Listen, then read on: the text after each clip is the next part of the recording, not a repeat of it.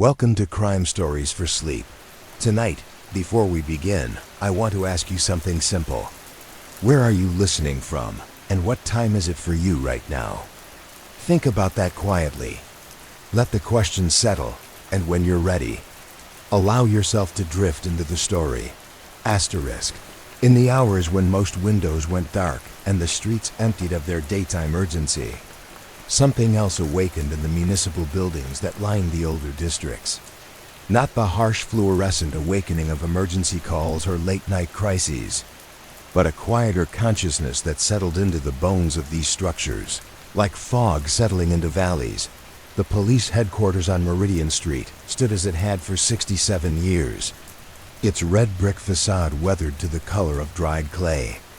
During the day, it buzzed with the ordinary chaos of a working building, phones ringing, doors opening and closing, the steady percussion of footsteps on worn linoleum. But after 10 o'clock, when the evening shift had settled into their rhythm and the building's daytime population had dwindled to a skeleton crew, the real character of the place emerged. Officer Sarah Chun had worked the night desk for 3 years, long enough to understand the building's nocturnal personality. She knew which floorboards creaked in the hallway outside the records room, which radiator pipes sang their metallic songs when the heating system cycled through its ancient routine, and which filing cabinets held drawers that stuck when the humidity rose above a certain level. Tonight, like most nights, she found herself drawn to the archive room on the 3rd floor during the quieter hours between midnight and dawn. The room existed in a state of perpetual twilight, its single window facing an airshaft that never saw direct sunlight. Here, surrounded by metal shelving units that stretched from floor to ceiling, thousands of case files rested in manila folders, organized by year and case number in a system that had been refined over decades. The air in the archive room carried a particular scent, not unpleasant, but distinctly institutional. It was the smell of paper that had aged slowly in climate-controlled air, of metal filing systems that had been painted and repainted over the years, of dust that had settled into corners where no one thought to look. It was the smell of accumulated time, of stories that had been written, filed, and largely forgotten. Chun often wondered about the weight of all those files. Not their physical weight, though that was considerable. The building's engineers had reinforced the floors of the archive room twice in the past 20 years to accommodate the ever-growing collection. She wondered about the weight of their contents, the accumulated gravity of human events that had been distilled into police reports, witness statements, and investigative notes. Each folder represented a disruption in someone's ordinary life, a moment when the predictable rhythm of daily existence had been interrupted by something unexpected, unwelcome, or tragic. These interruptions had been documented, investigated, and ultimately filed away. But they left traces that lingered in these rooms long after the cases themselves had been closed or abandoned. The filing system followed a logic that made sense to those who worked with it regularly. Cases were grouped first by year, then by type, then by the alphabetical order of the primary investigating officer's last name. Within each folder, documents followed a standard sequence: the initial report, witness statements, evidence logs, investigative notes, and finally, the case disposition form that marked the file as either solved or cold. But beyond this official organization, the files seemed to develop their own relationships and patterns. Chun had noticed that certain types of cases tended to cluster together, not by design but by the natural tendency of similar events to occur in waves. Domestic disturbances peaked during certain seasons. Theft reports increased during the weeks following major holidays. Missing person cases followed patterns that corresponded to school schedules, weather patterns, and economic cycles. The archive room's fluorescent lights hummed with a frequency that became almost musical after extended exposure. The sound wasn't quite constant. It varied slightly with the building's electrical load, rising and falling in barely perceptible waves that seemed to match the rhythm of the city's own nighttime. Breathing, on the shelf marked 1987 to 1989, a section that Chun had been slowly working through. During her quiet hours, the folders showed their age in various ways. The manila paper had darkened to a golden brown, and the metal fasteners had developed a pattern of oxidation that left faint rust stains on the papers they held. The typewritten reports from that era had a particular aesthetic quality, the slightly uneven impression of mechanical keys striking paper through carbon ribbons, creating letters that were crisp but imperfect. Case number 872341 concerned a burglary on the west side of town. In one of the residential neighborhoods, where oak trees lined the streets and houses sat back from the sidewalks behind small front yards. The initial report, filed on a Tuesday morning in September, described the scene in the methodical language that police officers were trained to use. No signs of forced entry at the front door. Kitchen window found open, screen removed and placed carefully on the ground outside. Living room furniture disturbed but not damaged. Television, stereo equipment, and small electronics missing. The investigating officer, Detective Raymond Morrison, had documented his observations with particular attention to detail. His notes described the way sunlight fell through the kitchen window at different times of day, creating a pattern of light and shadow that might have influenced the burglar's choice of entry point. He noted the neighbor's garden, visible from the kitchen window, where an elderly woman spent most afternoons tending to her roses and would have noticed any unusual activity. During daylight hours, the case file contained witness statements from 3 neighbors, each offering their own perspective on the Tuesday morning when the burglary was discovered. The elderly woman with the rose garden had noticed nothing unusual, but mentioned that she had been inside most of the morning, preparing for a doctor's appointment. The family across the street had left for work and school before 7 o'clock and returned after 5, missing the entire time frame when the crime likely occurred. A college student who lived in the basement apartment of a house 2 doors down had been home all morning, studying for midterm exams, but his windows faced the wrong direction to see anything relevant. Detective Morrison had photographed the scene using black and white film, and these photographs were still attached to the inside cover of the folder with the small metal corners that had been standard for police files in that era.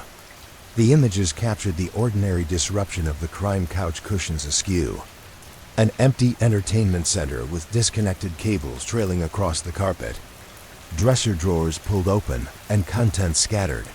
But the photographs also captured details that weren't relevant to the investigation, but somehow made the scene more real.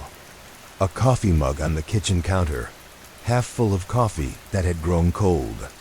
A newspaper folded to the crossword puzzle with 3 words filled in. A pair of reading glasses on the arm of a chair, suggesting that the homeowner had been interrupted in the middle of some quiet morning activity. The burglary had never been solved. Detective Morrison's notes indicated that he had followed several leads, interviewing known burglars who operated in the area and checking with local pawn shops for the stolen electronics. He had canvassed the neighborhood twice, hoping to find witnesses who might have seen something during the estimated time frame. But the investigation had gradually lost momentum as other cases demanded attention. And eventually, the file had been marked as cold and transferred to the archives. Chun found something peaceful about these unsolved cases. These interrupted stories that would never have neat conclusions. They represented moments when life had been disrupted, but they also showed how life continued afterward.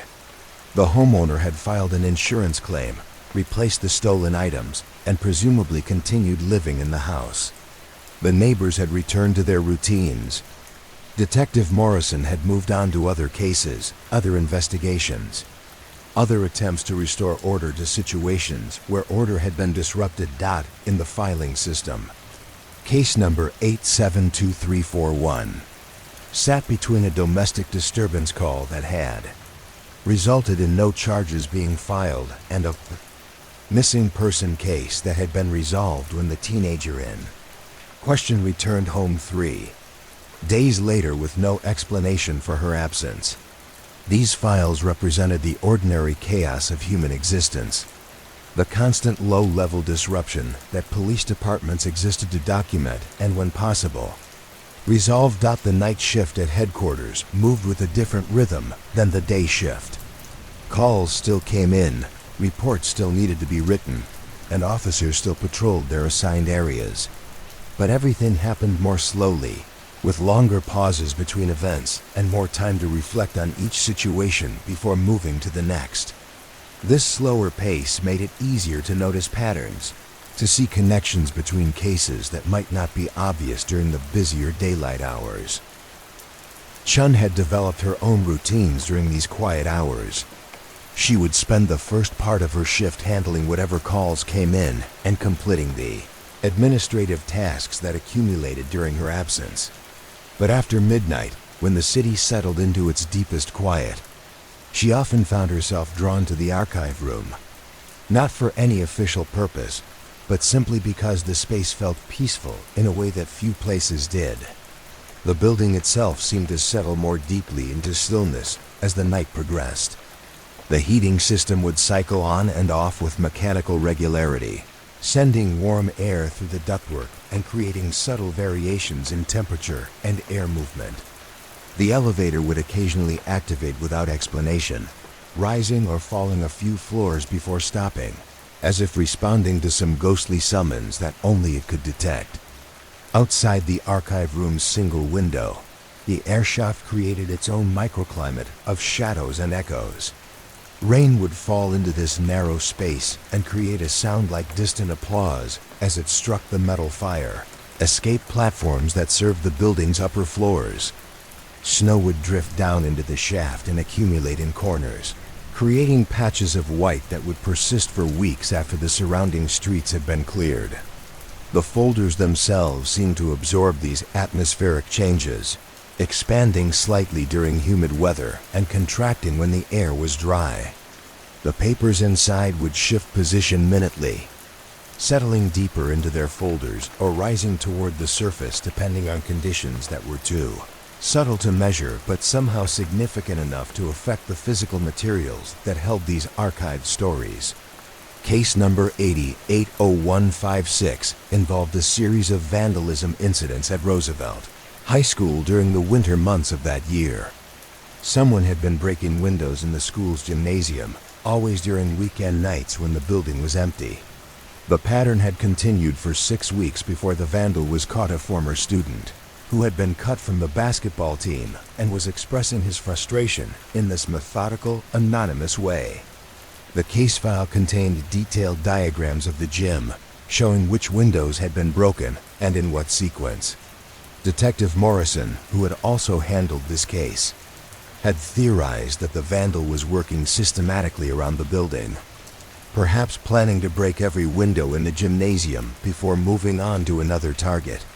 His notes showed careful attention to the timing of each incident, the tools that had been used, and the probable route the vandal had taken to approach and leave the building without being detected. But the case had been solved almost by accident when a patrol officer had decided to check the school grounds during a routine drive through the neighborhood. He had spotted a figure moving near the gymnasium and investigated, discovering the former student in the act of throwing rocks at the remaining unbroken windows. The arrest had been straightforward, and the young man had confessed immediately, explaining his motivation and providing details that matched the investigative theory Detective Morrison had developed.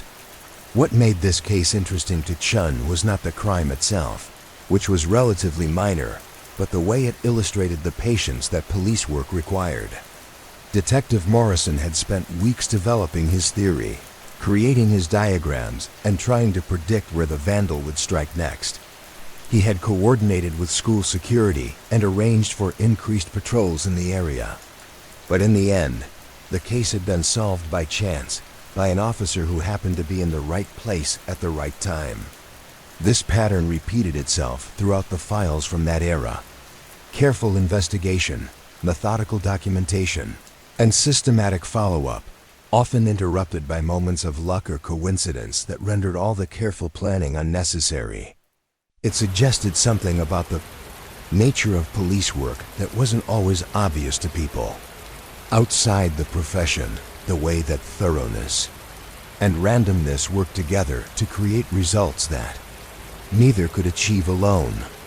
The archive room's lighting cast shadows that shifted subtly throughout the night as the building's electrical load changed. These shadows fell differently across the filing cabinets, creating patterns that seemed to move like slow water across the institutional green paint that covered the metal surfaces. The effect was hypnotic during the quiet hours, when the only sounds were the building's mechanical systems and the distant hum of traffic from the streets below. Chun found herself thinking about the people whose stories were contained in these files, not as victims or perpetrators or witnesses, but as individuals whose lives had intersected with the criminal justice system in ways that required documentation. Most of them had probably forgotten about these incidents, or remembered them only vaguely as disruptions in their ordinary routines. But here, in these folders, the incidents persisted with perfect clarity, frozen in the formal language of police reports and preserved indefinitely in climate-controlled storage. The bureaucratic apparatus that created and maintained these files operated according to its own logic, independent of the human dramas that had generated the paperwork in the first place. Reports were filed, cases were investigated, and files were archived according to procedures that had been refined over decades. The system worked with mechanical efficiency, processing human experiences into standardized formats that could be stored, retrieved, and analyzed as needed. But something else happened in the quiet hours when the archive room was empty, except for these thousands of folders. The stories seemed to develop their own presence, separate from their official function as legal documents. They became artifacts of human experience, evidence of the constant low-level chaos that characterized life in any community, and testimony to the efforts that people made to understand and respond to that chaos. The clock on the archive room wall moved with barely audible precision, marking the passage of time in a building where time itself seemed to accumulate like dust in forgotten corners. Each tick represented another moment added to the vast collection of moments that these files documented and preserved. The sound was steady, reassuring, and slightly hypnotic, like a mechanical heartbeat that kept time for stories that would never be fully told. The report forms themselves were artifacts of bureaucratic evolution, their design refined through decades of use until they achieved a kind of functional perfection. Printed on 20-pound white paper with a faint blue grid pattern. Each form contained precisely 47 boxes and fields, arranged in a logical sequence that guided the reporting officer through every aspect of an incident that required official attention. Detective Lieutenant Maria Valdez had filled out approximately 8,000 of these forms during her 22 years with the department. Her handwriting had evolved over those years, becoming more efficient and economical, each letter formed with the minimum number of pen strokes necessary for legibility. She wrote in black ink exclusively, using ballpoint pens that produced consistent line weights and wouldn't smear when the papers were handled or filed. The process of completing a report followed rhythms that had become as natural as breathing. The initial information case number, date, time, location filled the header boxes with mechanical precision. The narrative section required more thoughtful composition, translating the chaos of human conflict or criminal activity into the measured language of official documentation. Case report number 923847 had been filed on a Thursday afternoon in November, documenting a burglary that had occurred sometime between Tuesday evening and Wednesday morning at a small electronics repair shop on Camden Street. The shop occupied the ground floor of a narrow building that had been constructed in the 1920s, its brick facade weathered to a mottled gray-brown that seemed to absorb the weak autumn sunlight. Without reflecting it back, Detective Valdez had arrived at the scene at approximately 10:30 on Wednesday morning. responding to a call that had been logged by the dispatcher at 10:14. The shop owner, an elderly man named Theodore Kowalski, had discovered the break-in when he arrived for work at his usual time of 9:45. He had immediately called the police from the rotary phone that sat on the counter beside his cash register, speaking in the careful, deliberate manner of someone for whom English was not a first language. The initial report form began with Officer Jennifer Martinez's response to the call. Her handwriting was precise and vertical, each letter formed with the kind of care that suggested recent training in report writing. She had documented the scene methodically, noting the broken window in the rear door, the scattered tools and electronic components, and the empty cash register drawer that had been left open and tilted at an angle that suggested hasty searching. Officer Martinez had photographed the scene using the department's standard documentation procedures. Each photograph was taken from a specific angle and distance, following protocols that ensured consistency across all crime scene documentation. The black and white images captured the disrupted workspace with clinical objectivity. Overturned bins of electronic components, drawers pulled from workbenches, cables and wires scattered across the floor in patterns that suggested systematic searching rather than random destruction. The report form provided space for a detailed narrative description, and Officer Martinez had used this section to document not just the obvious signs of criminal activity, but also the subtler details that might prove relevant during investigation. She noted the way dust had been disturbed on shelves that hadn't been touched, suggesting that the intruder had used a flashlight and moved carefully through the shop. She documented the placement of tools that had been moved but not taken, indicating that the burglar was looking for something specific rather than simply collecting valuable items. The witness statement section contained Theodore Kowalski's account of discovering the break-in. His words, translated through Officer Martinez's careful transcription, described his morning routine with the precision of someone who had performed the same actions for many years. He arrived at the shop at 9:45, unlocked the front door, turned on the lights, and walked directly to the back room where he kept his coffee pot and the morning newspaper. He picked up each day from the corner newsstand. It was in the back room that he had first noticed something wrong. The rear door, which he always checked before leaving each evening, stood slightly ajar. The window in the upper half of the door had been broken, with glass fragments scattered across the floor in a pattern that suggested the break had occurred from outside. The door itself showed scratches around the lock mechanism, indicating that someone had used tools to manipulate the latch after breaking the window to reach inside. Kowalski had been in business at that location for 17 years, and his statement included details about his security routines that painted a picture of methodical habits developed over time. He locked the front door, checked the back door, turned off all lights except the small lamp near the cash register, and set the mechanical timer that controlled the radio he left playing overnight to deter potential burglars. The radio had been turned off when he arrived Wednesday morning, suggesting that the intruder had found the sound annoying or had been concerned about being heard over the music. Detective Valdez's supplementary report, filed 3 hours after the initial response, expanded on Officer Martinez's documentation with the kind of analytical detail that came from years of investigating similar crimes.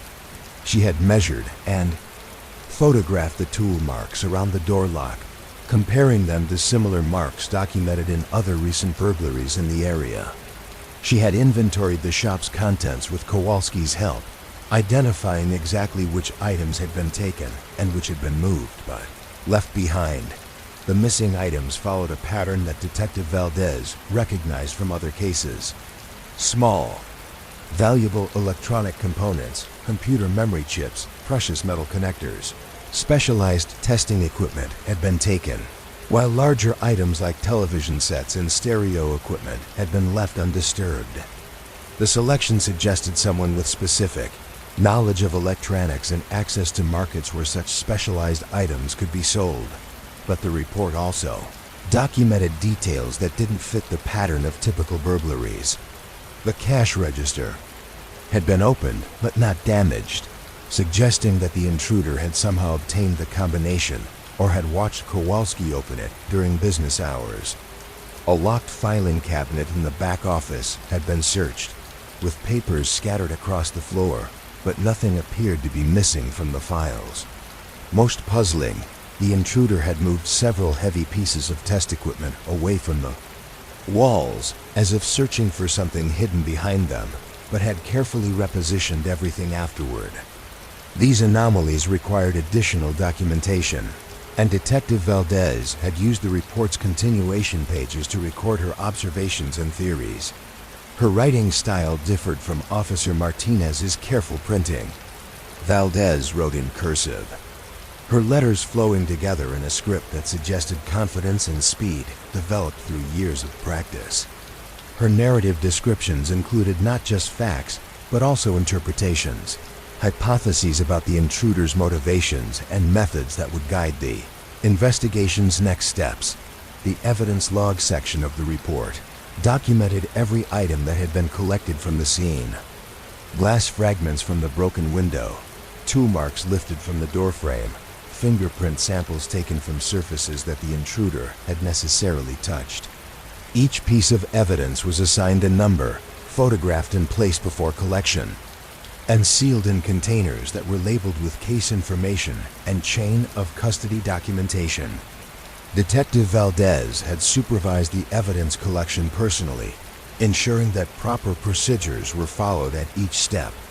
The fingerprint technician, a civilian employee named Robert Chun, who had worked with the department for 12 years, processed the scene with methodical thoroughness. His report, which would be filed separately but referenced in the main case file, documented 63 separate fingerprint samples collected from various surfaces throughout the shop. Most of these prints would prove to belong to Kowalski himself, or to customers who had visited the shop during normal business hours. But the systematic collection process ensured that any prints left by the intruder would be preserved for comparison with known criminals or future suspects. The process required patience and attention to detail that couldn't be rushed, even when other calls were waiting for response. The report forms provided structure for this methodical documentation, but they also imposed limitations on how information could be presented. The boxes and fields guided officers towards certain types of observations while potentially obscuring others. The official language required for police reports created a particular tone and rhythm that transformed human experiences into administrative data, suitable for filing, retrieval, and legal proceedings. But something else happened during the process of writing these reports, particularly during the quiet hours when officers had time to consider their observations carefully. The act of translating chaotic events into organized narrative created a kind of meditation on the nature of criminal activity and its impact on ordinary life. Each report became a small study in human behavior, a clinical examination of the ways that people responded to opportunity, desperation, anger, or simple poor judgment. The filing process that followed report completion had its own rituals and rhythms. Completed reports were reviewed by supervising officers who checked for completeness and clarity before approving them for filing. The original reports went into case files, which were organized by number and stored in the department's central records room. Copies were distributed to various divisions, patrol, investigations, administration according to protocols that ensured relevant information reached the appropriate personnel. Detective Valdez's report on the Kowalski burglary would eventually occupy 17 pages in the case file, including the initial response report, the supplementary investigation report, witness statements, evidence logs, and photographs. The file would be assigned to a detective for follow-up investigation, but it would also become part of the department's larger database of similar crimes, useful for identifying patterns and developing prevention strategies. Asterisk, the typing pool that processed these reports operated with industrial efficiency, transforming handwritten documents into neat typescript that could be easily read and duplicated. The typists, mostly civilian employees who had learned their skills during the era when typewriters were essential business equipment, worked with rhythmic precision that created a constant background percussion throughout the administrative areas of the building. Mrs. Eleanor Patterson had supervised the typing pool for 19 years, and she could judge the nature of a crime by the rhythm of keys as her staff transcribed the reports. Domestic violence cases produced staccato bursts of typing, punctuated by long pauses as typists processed disturbing details. Burglary reports like Valdez's case flowed more smoothly, their factual nature lending itself to steady, methodical transcription. Traffic accident reports created their own particular cadence, with frequent stops and starts as typists worked through lists of vehicle damage and insurance information. The carbon paper used to create multiple copies of each report left faint impressions that persisted long after the documents were separated and filed. These ghost images accumulated on the typewriter platens and ribbon mechanisms, creating palimpsests of criminal activity that existed only as mechanical memory in the department's equipment. Each machine developed its own personality through years of use, with individual keys that struck slightly harder or softer than others, creating distinctive patterns that experienced typists learned to compensate for automatically. Case number 923847 had required follow-up reports as Detective Valdez's investigation progressed. The initial evidence processing took 3 weeks, during which fingerprint analysis eliminated all but 7 of the collected samples as belonging to known individuals who had legitimate reasons for being in the shop. The remaining prints were compared against the department's files of known criminals, a process that required careful visual comparison using magnifying equipment and standardized classification systems. The comparison process yielded one potential match: a partial thumbprint that resembled samples taken from a burglar who had been arrested 6 months earlier for similar crimes in the downtown commercial district. This lead required additional documentation, including a supplementary report that detailed the comparison process and requested a warrant to question the suspect. The warrant application itself required yet another form, filled out in duplicate and submitted to the county courthouse for judicial review. Detective Valdez had completed hundreds of these applications during her career, and she knew which judges preferred detailed supporting documentation and which were satisfied with basic probable cause statements. The application for case number 923847 included photographs of the fingerprint comparison, copies of the previous arrest report for the suspected burglar, and a narrative summary that connected the current case to the established pattern of similar crimes. The paperwork flow created its own timeline, independent of the investigative process. Reports moved through the system at their own pace, accumulating approvals and generating additional documentation requirements. Each step produced more paper routing slips, approval signatures, distribution lists that became part of the permanent record of the case. Detective Valdez often worked late into the evening, using the quieter hours to complete reports that required concentration and attention to detail. The administrative areas of the police building took on different characteristics after normal business hours.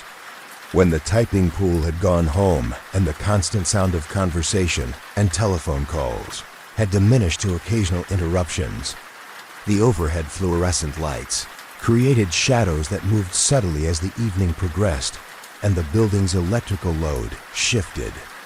These shadows fell across the report forms in patterns that seemed to emphasize certain sections while obscuring others, as if the lighting itself was guiding attention toward particular details or away from information that seemed less important in the artificial twilight of institutional workspaces. The basement archives of the Municipal Records Building stretched beneath 4 city blocks, connected by tunnels that had been excavated in the 1940s when the City planners believed that underground storage would protect important documents from the uncertainties of the modern world. The tunnels themselves had become archives of architectural ambition, their tile walls still showing the optimistic institutional green that had been popular during the post-war construction boom. Archival supervisor Dorothy Hastings had worked in these subterranean corridors for 28 years, long enough to understand the geography of accumulated paperwork that surrounded her. She knew which sections held records from the 1960s civil rights demonstrations, which aisles contained the systematic documentation of urban renewal projects, and which corners housed the seemingly infinite collection of parking violation records that stretched back to 1952. The criminal case files occupied Section D, a series of interconnected rooms where metal shelving units reached toward fluorescent fixtures that hummed with the steady frequency of underground electrical systems. Each shelf held approximately 40 linear feet of folders, and the shelving units were arranged in rows with narrow aisles between them, creating pathways through decades of documented criminal activity.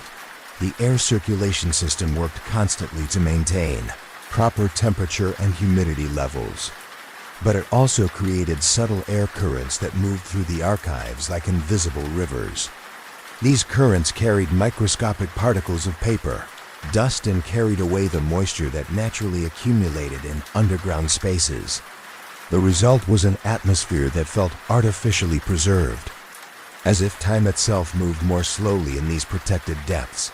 Case files from the 1970s occupied the northern section of the archives, their manila folders showing the particular discoloration that came from decades of fluorescent lighting. The metal fasteners had developed a patina of oxidation that created small rust stains on the papers they held, like tiny brown flowers blooming on official documents. The typing on these files showed the characteristic impressions of mechanical typewriters, with slightly uneven letter spacing and the occasional strikeover, where corrections had been made. File number 748829 contained the investigation records for a series of thefts from construction sites around the developing suburbs on the city's eastern edge. The primary investigator, Detective Harold Brennan, had documented each incident with methodical precision, creating a chronological record that revealed patterns invisible to the individual property owners who had reported the crimes. Asterisk, the thefts had occurred over a 6-month period, always on weekends when the construction sites were unattended. The stolen items followed a consistent pattern: copper plumbing fixtures, electrical wire, and power tools that could be easily transported and sold through informal networks. Detective Brennan's reports showed that he had visited each site personally, photographing the scene and interviewing the construction supervisors who discovered the thefts on Monday mornings. The investigation file contained hand-drawn diagrams of each construction site, showing the layout of temporary buildings, material storage areas, and access roads. Detective Brennan had drawn these diagrams himself, using blue ink and a ruler to create precise representations that captured spatial relationships invisible in photograph. His diagrams included details that seemed insignificant at the time, but would prove crucial to understanding the thief's methods: the location of security lighting, the position of neighboring buildings, and the patterns of weekend traffic on nearby streets. Each theft report included measurements and detailed descriptions of the missing items. A section of copper pipe, 37 feet in length, with specific joint fittings and manufacturer markings. Power tools with serial numbers that were meticulously recorded and distributed to pawn shops throughout the metropolitan area. Electrical wire measured in precise quantities that suggested the thief understood the materials, value, and knew exactly how much could be carried in a single trip. But the files also contained information that revealed the investigation's human dimensions. Detective Brennan had interviewed dozens of construction workers, asking about their weekend routines, their knowledge of material storage practices, and their observations of unusual activity in the developing neighborhoods where they worked. These interviews, transcribed in the careful handwriting of police stenographers, captured voices and personalities that had long since moved on to other jobs in other cities. Frank Kessler, a carpenter who had worked on 3 of the construction sites that were burglarized, described the weekend atmosphere in the suburban developments with particular detail. The construction sites were quiet on Saturday and Sunday, he explained, except for the occasional family driving through to look at the houses under construction. The developers encouraged this weekend traffic, believing that it generated sales. So it would have been easy for a thief to blend in with the legitimate visitors. Kessler's statement, recorded on a Tuesday afternoon in September, included observations about the seasonal rhythms of construction work that provided context for the timing of the thefts. Labor Day marked the beginning of a push to complete exterior work before winter weather made outdoor construction difficult. This meant that valuable materials were often delivered to job sites on Fridays and left unattended until Monday morning, creating predictable opportunities for theft.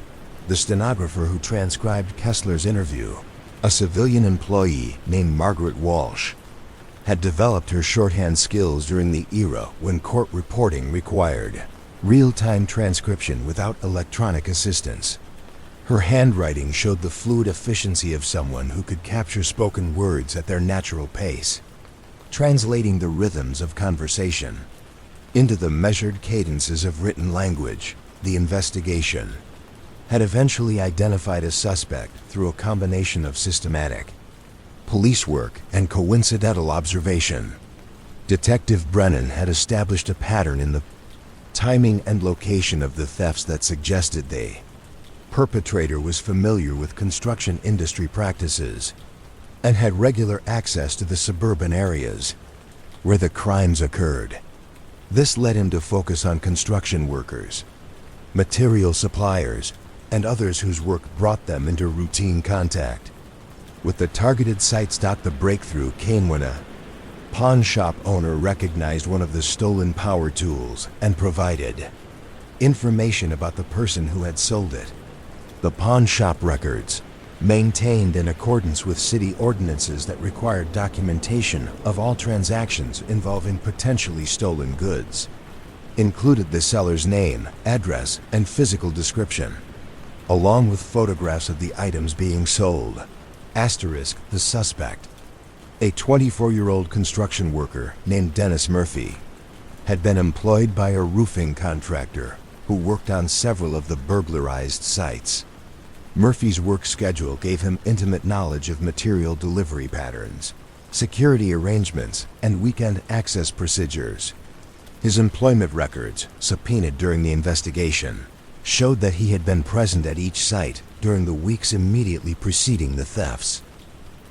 Detective Brennan's arrest report, filed on a Thursday morning in November, documented the methodical process of building a case that would stand up to judicial scrutiny.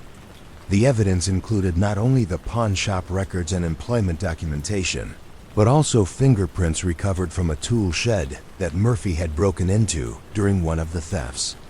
The fingerprint analysis required 3 weeks of laboratory work, comparing the crime scene samples against Murphy's prints on file from a previous minor arrest. But the investigation files also contained details that revealed the broader social context within which these crimes had occurred. Murphy's background check showed a pattern of sporadic employment, financial difficulties, and family responsibilities that provided insight into his motivation. He had been supporting his pregnant wife and her 2 children from a previous relationship on wages that fluctuated with the seasonal nature of construction work. The case file included correspondence with Murphy's employer, who expressed surprise at the charges and described Murphy as a reliable worker who had shown no previous signs of dishonesty. Character references from co-workers painted a picture of someone struggling with circumstances that had gradually overwhelmed his ability to meet his responsibilities through legitimate means. These human details, carefully documented in the investigation files, created a narrative that was more complex than the simple category of theft that appeared in the crime statistics. The files showed how economic pressures, opportunity, and individual choice had intersected to create a situation that required police intervention and judicial resolution. The prosecution of Murphy's case generated additional paperwork that was incorporated into the file over several months. Court documents, plea negotiations, sentencing recommendations, and probation reports accumulated until the original investigation occupied only a fraction of the total documentation. Each phase of the legal process required new forms, new reports, and new administrative procedures that translated the police investigation into the language of judicial proceedings. Murphy had eventually pleaded guilty to charges related to 4 of the thefts, receiving a suspended sentence and probation supervision that required regular reporting to the county probation office. The plea agreement saved the court system the expense of a trial while ensuring that restitution was made to the construction companies that had suffered losses. The probation records, filed separately but cross-referenced in the main case file, documented Murphy's efforts to maintain steady employment and meet his financial obligations to both the court system and his family. The archives contain thousands of similar files, each representing a point where individual circumstances had intersected with social institutions, designed to maintain order and resolve conflicts. The systematic preservation of these documents created a vast repository of human experience, organized by case numbers and filing dates, but representing the accumulated complexity of life in a modern city. Dorothy Hastings often reflected on the weight of these accumulated stories as she moved through the archives during her daily rounds. The filing systems imposed an artificial order on human chaos, creating the illusion that criminal behavior could be understood through categorization and statistical analysis. But the individual files told more complex stories that resisted simple classification. The archive's climate control system maintained steady temperature and humidity, levels that were optimal for paper preservation. But it also created an environment that felt removed from the seasonal rhythms of the world above ground.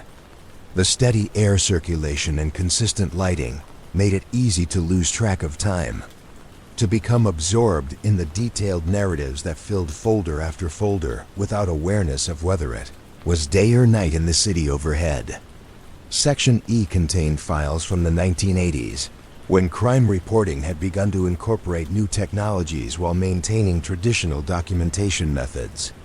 These files showed the transitional period when police departments were experimenting with computer databases, while continuing to rely on manual filing systems that had proven their reliability over decades of use. The folders from this era contained both handwritten reports and early computer printouts, creating a layered record that captured the institutional learning process as law enforcement adapted to new tools and methods. The computer printouts, printed on continuous form paper with perforated edges, had a distinctive appearance that marked them as products of a particular technological moment. Case number 835512 involved the embezzlement investigation at a small accounting firm, where the office manager had systematically transferred small amounts of money from client accounts over a period of 18 months. The investigation, conducted by Detective Lieutenant Sarah Chun, had required careful analysis of financial records that existed in both paper and electronic formats. The case file contained hundreds of pages of bank statements, check registers, and computer printouts that documented the complex trail of unauthorized transactions. Detective Chen had worked with forensic accountants to reconstruct the embezzlement scheme, creating charts and timelines that made the pattern of theft visible to prosecutors and ultimately to a jury. The investigation had revealed not only the mechanics of the crime, but also the gradual process by which the office manager, a 42-year-old woman named Patricia Holloway, had convinced herself that her actions were justified.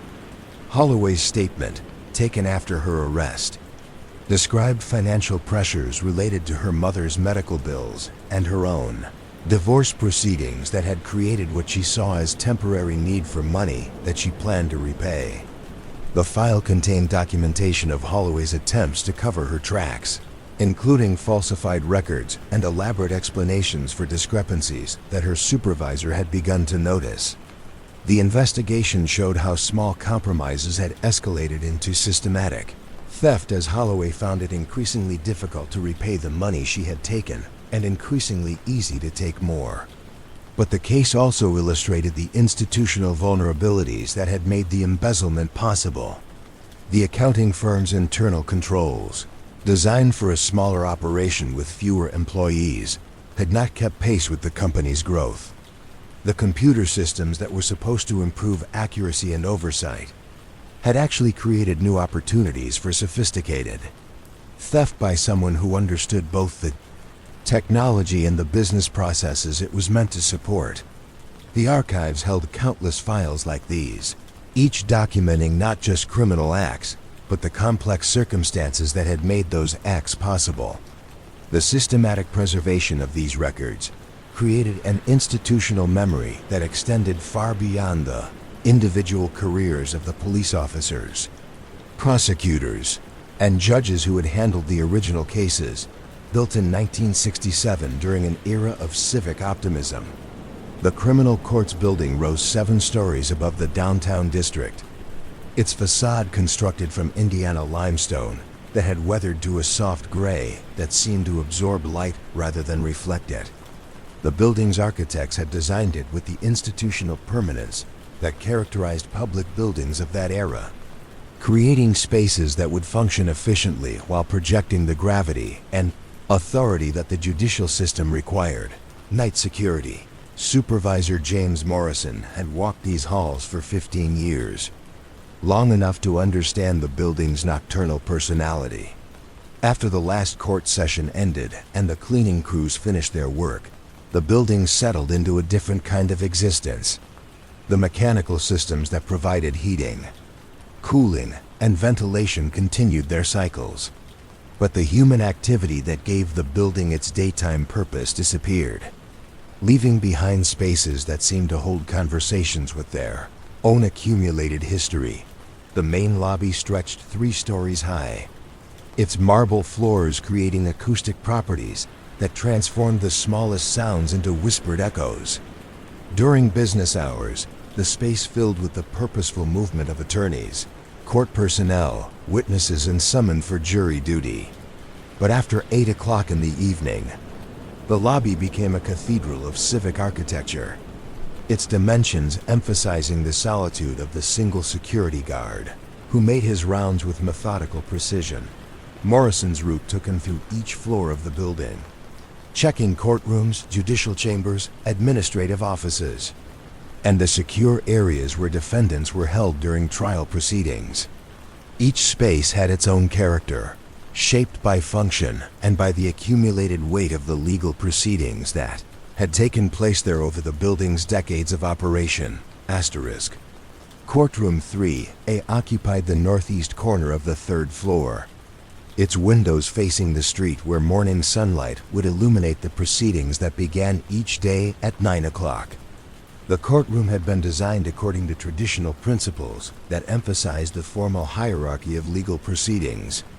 The judge's bench sat elevated at the front of the room, constructed from walnut that had been selected for its grain pattern and carefully maintained to preserve its dignified appearance. The jury box, positioned to the judge's right, contained 12 chairs arranged in 2 rows, each chair identical in design but showing subtle variations in wear patterns that reflected decades of use by citizens called to serve their civic duty. The witness stand, positioned between the judge's bench and the jury box, was designed to focus attention on the person providing testimony while maintaining clear sight lines for all participants in the proceeding. Defense and prosecution tables faced the judge's bench, their surfaces scarred by years of legal pad impressions, coffee cup rings, and the accumulated weight of briefcases and document boxes. These tables had supported the paperwork for thousands of cases, from minor misdemeanors that were resolved in minutes to complex felony trials. that stretched across weeks of testimony and legal argument. The courtroom's acoustic design ensured that voices carried clearly throughout the space without electronic amplification. The ceiling height, wall materials, and carpet selection had been carefully calculated to create an environment where spoken testimony could be heard and recorded accurately. During evening hours, when the courtroom was empty, these acoustic properties made the space seem to listen to its own silence. Morrison often paused during his rounds to observe the empty courtrooms, not from any official requirement, but because these spaces seemed to invite contemplation during the quiet hours when their daytime drama had been suspended. The arrangement of furniture, the positioning of flags, and the formal dignity of the judicial architecture created an atmosphere that persisted even when no legal proceedings were taking place. The holding cells in the building's basement represented a different aspect of the criminal justice system's physical infrastructure. These secure areas, designed to temporarily house defendants during trial proceedings, were constructed with the utilitarian efficiency that characterized correctional architecture. The cells contained minimal furnishings, a bench, a toilet, a sink arranged for security and basic human needs rather than comfort. The basement holding area was connected to the courtrooms by a secure elevator that allowed defendants to be transported without passing through the building's public spaces. This system ensured that the formal proceedings upstairs could maintain their dignified atmosphere while acknowledging the practical necessities of managing individuals who were accused of crimes and might present security risks. The cells themselves were small, designed to hold individuals for hours rather than days. Their walls showed the accumulated wear of decades of use scratches in the paint where anxious hands had traced patterns. Worn spots on the bench surfaces where countless people had sat waiting for their cases to be called. These physical traces represented the intersection of individual anxiety and institutional process that characterized the criminal justice system's daily operations. Case dockets from the past 25 years were stored in the building's administrative offices, creating a paper trail that connected specific courtrooms with the legal proceedings they had hosted. These records, maintained by the clerk of court's office, documented not just the outcomes of trials but also the procedural details that revealed how the system actually functioned on a day-to-day basis. The docket for courtroom 3A from 1995 showed the typical rhythm of criminal proceedings during that era. Morning sessions usually began with arraignments, brief proceedings where defendants appeared before the judge to hear charges and enter initial pleas. These hearings followed a standard format that could process dozens of cases in a single morning session, each case receiving the individual attention required by law while maintaining the efficiency necessary to manage heavy caseloads. Trial proceedings typically occupied longer time blocks, sometimes stretching across multiple days for complex cases. The docket showed how court scheduling balanced the needs of defendants' right to speedy trial with the practical constraints of limited courtroom availability and judicial calendars. Some cases appeared on the docket repeatedly, continued from one date to another as attorneys requested additional preparation time or as scheduling conflicts arose. The case of People v. Robert Chun, tried in courtroom 3 during March of 1995, exemplified the procedural complexity that characterized felony prosecutions. Chun had been charged with armed robbery following an incident at a downtown convenience store, and the case required 3 weeks of court time spread across 2 months due to scheduling complications and pretrial motions. The trial record, maintained in meticulous detail by court reporter Angela Martinez, captured not just the testimony and legal arguments, but also the procedural discussions that revealed how the system balanced competing interests and legal requirements. Jury selection had required 2 days, as attorneys for both sides questioned potential jurors about their backgrounds, experiences, and attitudes that might affect their ability to render an impartial verdict. The prosecution's case had been presented through witness testimony, physical evidence, and expert analysis that connected Chen to the convenience store robbery through fingerprint evidence, witness identification, and surveillance footage. Each piece of evidence required careful presentation, according to legal rules that ensured its reliability while protecting the defendant's constitutional rights. The defense strategy, as revealed through court transcripts, focused on challenging the reliability of witness identification and questioning the chain of custody for physical evidence. Defense attorney Margaret Walsh had systematically raised doubts about each element of the prosecution's case, not necessarily to prove Chun's innocence, but to establish reasonable doubt about his guilt. The jury deliberation process, conducted in a secure room adjacent to courtroom 3A, lasted 18 hours spread across 3 days. The jurors, whose names were recorded in court files, but whose deliberations remained confidential, ultimately returned a guilty verdict on the armed robbery charge while acquitting Chun of a related assault charge that prosecutors had included in the indictment. The sentencing hearing, conducted 2 weeks after the verdict, demonstrated the judicial system's attempt to balance punishment, deterrence, and rehabilitation in fashioning an appropriate response to criminal behavior. Judge Harold Brennan, who had presided over the trial, considered testimony from probation officers, character witnesses, and Chun's family members before imposing a sentence that reflected both the severity of the crime and the defendant's personal circumstances. The physical spaces where these proceedings took place retained traces of their accumulated history in ways that were visible to those who knew how to look. The witness stand in courtroom 3 showed wear patterns where thousands of hands had gripped its rail during moments of testimony. The jury box contained chairs that had been reupholstered multiple times, but their wooden frames bore the subtle impressions of decades of civic service. The judge's chambers behind courtroom 3 provided a space where the formal proceedings of the courtroom could be suspended for conferences between attorneys and discussions of legal issues that required privacy. These chambers, furnished with law books, legal references, and the personal touches that individual judges added during their tenure, represented the intersection of legal scholarship and practical decision-making that characterized judicial work.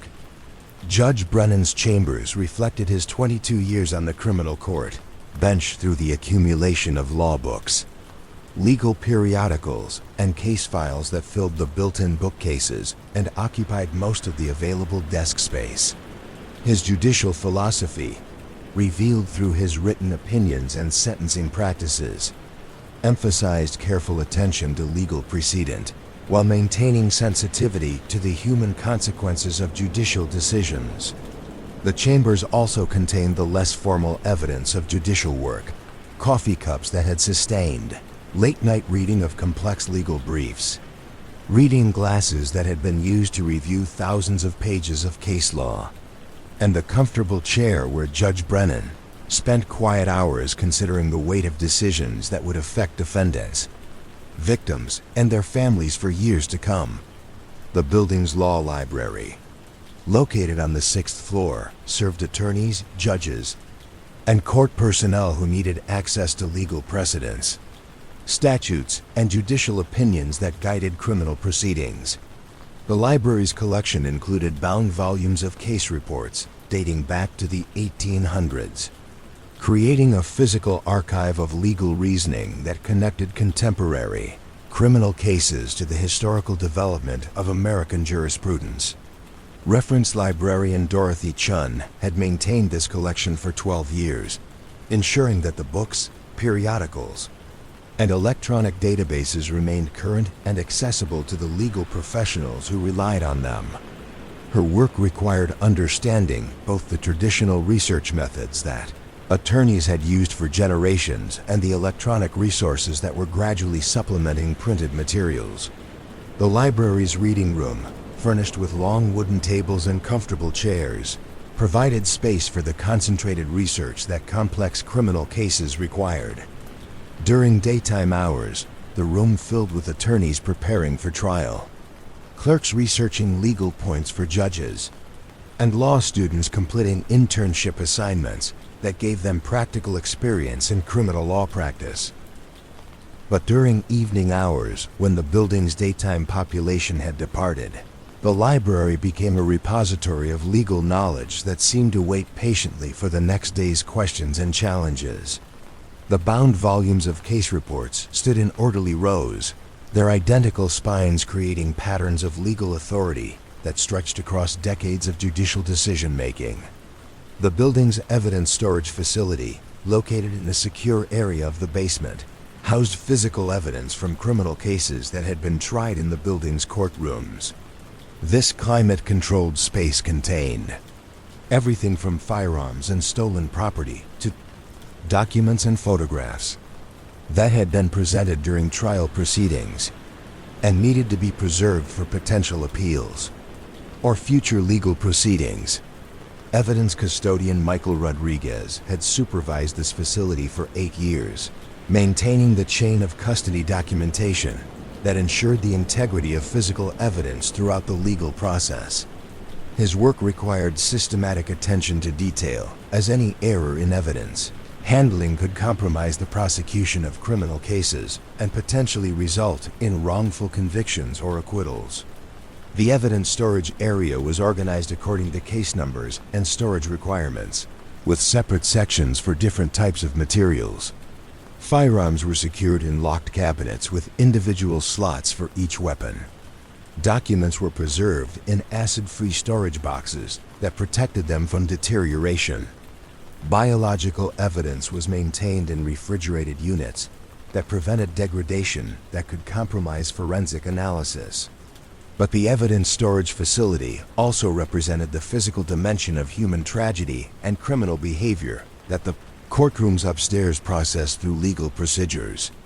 Each tagged item represented a moment when someone's life had been disrupted by criminal activity, when the normal patterns of daily existence had been interrupted by violence, theft, or other illegal behavior.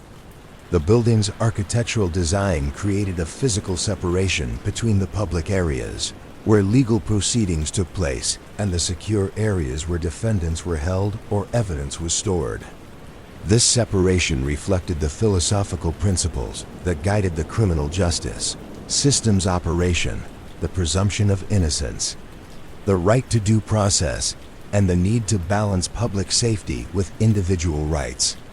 Morrison's nightly security rounds connected these different areas, creating a continuous patrol route that ensured the building's security while acknowledging the various functions it served. His footsteps on marble floors, his key turns in security locks, and his visual inspections of empty courtrooms maintained the physical integrity of spaces where the community's most serious legal business was conducted. The building seemed to breathe differently during nighttime hours, when its mechanical systems worked to maintain optimal conditions for the next day's proceedings while the spaces themselves rested from their daytime intensity. The silence that filled empty courtrooms, judicial chambers, and administrative offices created an atmosphere of suspended authority, as if the building itself was preparing for the renewal of legal proceedings that would begin again.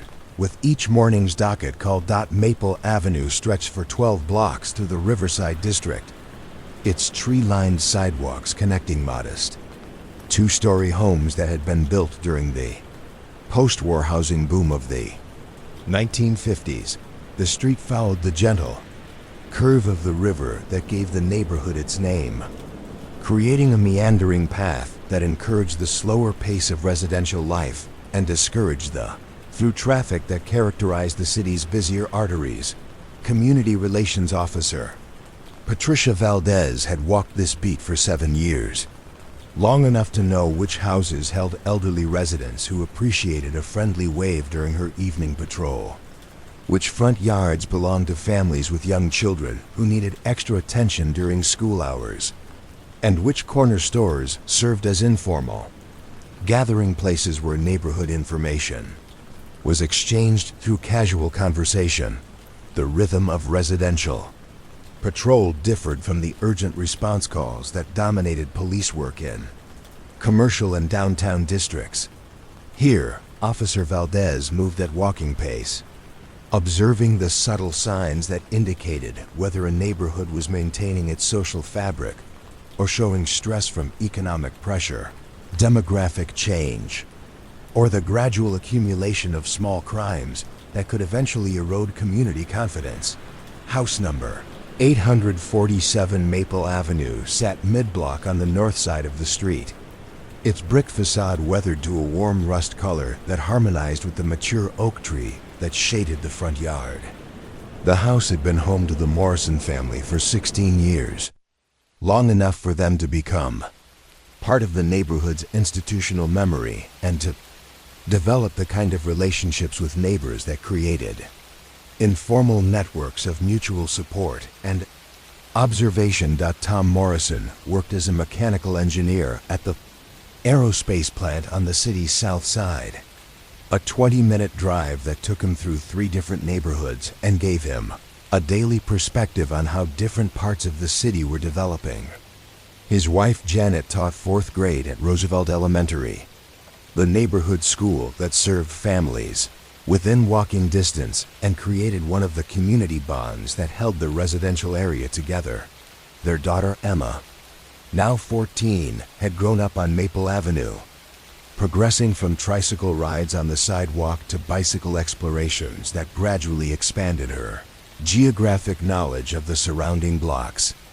Their son Michael, 11, was still in the phase where the neighborhood represented the entire known world, where each house held families whose routines and personalities were as familiar as those of extended relatives. The Morrison family's connection to the neighborhood had deepened through the kinds of shared experiences that created community memory. They had participated in the informal response to the ice storm of 1994, when falling tree branches had knocked out power for 6 days and neighbors had shared food, warmth, and generator-powered resources. They had contributed to the collective effort to support Mrs. Chun at house number 823 during her husband's long illness, organizing meal deliveries and yard work that allowed her to focus on caregiving responsibilities. But the neighborhood had also been tested by experiences that revealed both its strengths and its vulnerabilities. The series of residential burglaries during the summer of 1996 had created an atmosphere of heightened awareness that changed daily routines and social interactions in subtle but persistent ways. The burglaries had followed a pattern that suggested careful observation of neighborhood rhythms rather than random opportunity. The homes that were targeted were consistently those where families followed predictable schedules that left houses empty during specific hours. The thief or thieves had avoided houses where retired residents were likely to be present during daytime hours, and had not targeted homes where teenagers were likely to be present during after-school hours. Officer Valdez's investigation of these crimes had required understanding not just the criminal activity itself, but the social patterns that had made the crimes possible.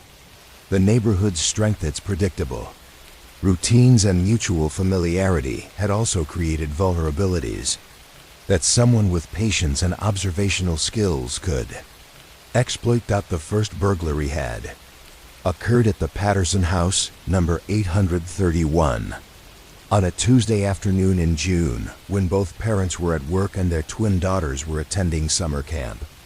The thief had entered through a basement window that was hidden from street view by foundation plantings that the Pattersons had cultivated over several years to improve their home's curb appeal. The missing items followed a pattern that Officer Valdez had seen in other residential crimes: small electronics that could be easily transported and quickly sold, jewelry that had obvious value but was difficult to trace, and cash that families kept for emergency purposes or household expenses.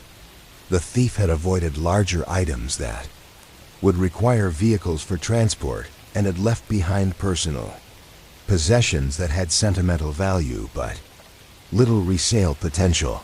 But the burglary had also disrupted intangible aspects of the Patterson family's life that were more difficult to document in police reports. Their sense of security in their own home had been violated in ways that affected sleep patterns, daily routines, and the comfort level that made a house feel like a sanctuary.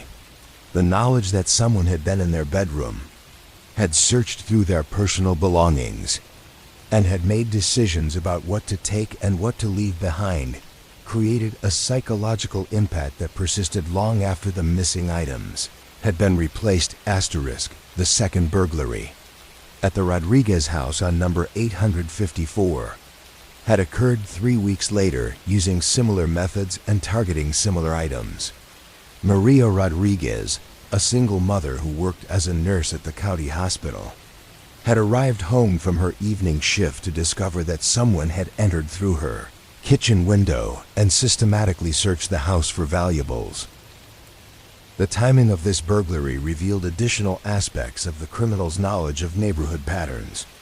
Maria's work schedule required her to leave for the hospital at 2 o'clock each afternoon and return around midnight, leaving her house empty during prime evening hours when most families were home.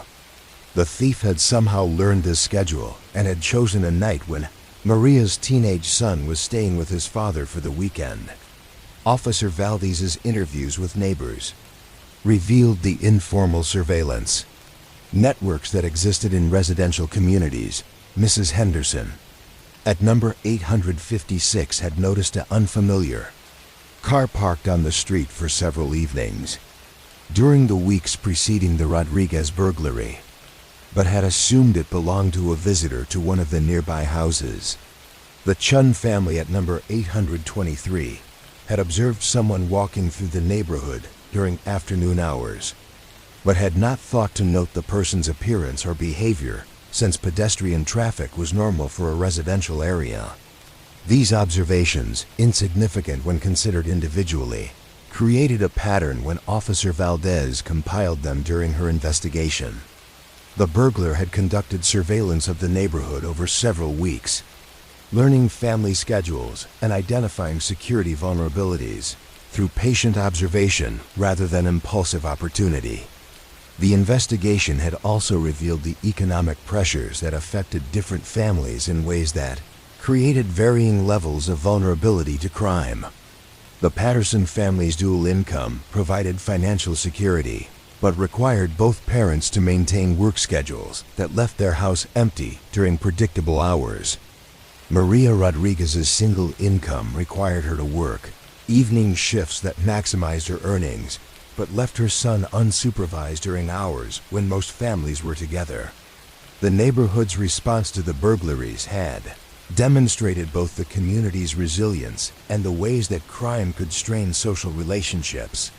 Some families had installed additional security measures, better locks, alarm systems, motion-activated lighting that provided individual protection, but also signaled anxiety that could affect the neighborhood's overall atmosphere. Other residents had organized informal watch networks, sharing phone numbers and creating communication systems that allowed neighbors to report suspicious activity or request welfare checks when families were away. These networks required balancing security concerns with respect for privacy, community involvement with individual autonomy. The Maple Avenue Neighborhood Watch, organized in response to the burglaries, held its first meeting in the Morrison family's living room on a Thursday evening in August. 16 neighbors had attended, representing households from both sides of the street and covering the 3-block area where the burglaries had occurred. The meeting had been facilitated by Officer Valdez, who provided information about crime prevention techniques while encouraging residents to develop their own approaches to community safety. Her presentation had covered practical topics like securing doors and windows, varying daily routines to reduce predictability, and maintaining landscaping that eliminated hiding places around homes. But the discussion had also addressed the social dimensions of neighborhood security. Residents had shared information about their work schedules, travel plans, and family routines that would help neighbors identify unusual activity. They had exchanged contact information and established protocols for communicating. concerns without creating an atmosphere of suspicion or surveillance that could damage community relationships. The neighborhood watch had evolved over subsequent months into a more general community organization that addressed issues beyond crime prevention. The monthly meetings, which rotated between different houses, became forums for discussing neighborhood maintenance, traffic safety, and the kinds of quality of life concerns that required collective attention. Tom Morrison had served as the neighborhood watch coordinator for 2 years, a role that required balancing different personalities and priorities while maintaining focus on issues that affected everyone.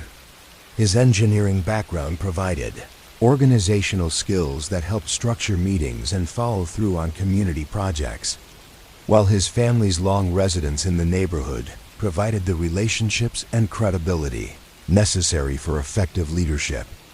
The watch group had developed its own informal intelligence network, sharing information about suspicious activity, unusual vehicles, and strangers who seemed to be conducting surveillance of the area.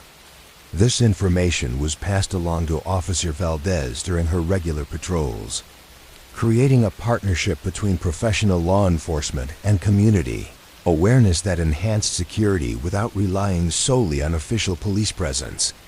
But the group had also learned to distinguish between legitimate security concerns and the kind of hypersensitivity that could create false alarms or target innocent activity. New residents, delivery personnel, and service workers all generated unfamiliar activity that could trigger anxiety among neighbors who were alert to potential threats. The summer of 1997 had tested the neighborhood's enhanced security awareness when a series of incidents created concerns about whether the area was again being targeted for criminal activity. A mailbox had been vandalized, several car windows had been broken, and residents had reported seeing unfamiliar individuals in the area during evening hours. Officer Valdez's investigation had eventually determined that the incidents were related to teenage behavior rather than organized criminal activity. A group of high school students from outside the neighborhood had been using Maple Avenue as a gathering place during evening hours, and their presence had generated anxiety among residents who were still sensitive to security concerns from the previous year's burglaries. The resolution of this situation had required careful communication between law enforcement, neighborhood residents, and the teenagers' families. The young people needed alternative spaces for socializing that didn't create anxiety for residents, while the neighborhood needed reassurance that their security concerns were being taken seriously without overreacting to normal adolescent behavior. The incident had illustrated the ongoing challenge of maintaining community safety while preserving the openness and accessibility that made residential neighborhoods attractive places to live. Too much security consciousness could create an atmosphere of suspicion and exclusion that damaged the social bonds that provided the foundation for community life. Emma Morrison's perspective on these neighborhood dynamics had evolved as she moved through adolescence and gained understanding of the adult concerns that shaped family decisions about security, community involvement, and social relationships. At 14, she was old enough to remember the anxiety that had followed the burglaries, but also old enough to understand how the community's response had strengthened relationships between families who had been neighbors but not necessarily friends. Her daily routine, walking to school, visiting friends, participating in neighborhood activities, gave her a ground-level view of how the security measures and social networks functioned in practice. She knew which neighbors were reliable sources of help if she needed assistance, which houses served as safe havens if she felt threatened, and how the informal communication networks operated to share information about community events and concerns. The neighborhood's evolution over her childhood had provided Emma with a practical education in how communities respond to challenges and maintain their character despite external pressures. She had observed how families adapted to economic changes, how longtime residents welcomed newcomers while maintaining established traditions, and how the physical spaces of residential life, front yards, sidewalks, common areas facilitated the social interactions that created community bonds. Michael Morrison's experience of the neighborhood reflected the perspective of someone for whom Maple Avenue represented the known world, where each house held familiar families and where the rhythms of daily life provided the security that comes from predictable routine and reliable relationships. His understanding of the area's geography extended beyond his immediate block but was still centered on home as the fixed point from which all other locations were measured. His awareness of the neighborhood's crime history was limited to overheard conversations and the observable results of adult concerns: better locks on doors, motion lights in backyards, parents who were more specific about where he could go and when he needed to be home. These changes had been presented as normal precautions rather than responses to specific threats, allowing him to maintain the sense of security that childhood required while acknowledging the realities that adults needed to manage. The 3rd District Station House occupied a converted warehouse on Industrial Boulevard, its brick facade painted institutional beige sometime during the 1980s when the city had relocated several police operations to reduce overhead costs. The building retained traces of its commercial origins in the loading dock that had been converted to a vehicle bay and the wide-span interior spaces that now housed booking areas, equipment storage, and the administrative functions that kept police operations running through all hours of the day and night. Desk Sergeant Robert Chun had worked the midnight shift for 8 years, long enough to understand the particular characteristics of police work during the hours when most citizens were asleep and the city's rhythm slowed to accommodate the skeleton crews that maintained essential services. His desk occupied a central position in the station's main room, where he could monitor radio communications, supervise booking procedures, and coordinate the paperwork flow that documented every official action taken by officers during their shift. The desk itself was a piece of institutional furniture that had served multiple generations of police personnel, its metal surface showing the accumulated wear of thousands of reports, countless coffee cups, and the constant pressure of elbows and forearms that supported officers as they completed the documentation that their duties required. The desk's drawers contained the forms, stamps, and administrative supplies that transformed police activities into official records suitable for filing. Legal proceedings and statistical analysis.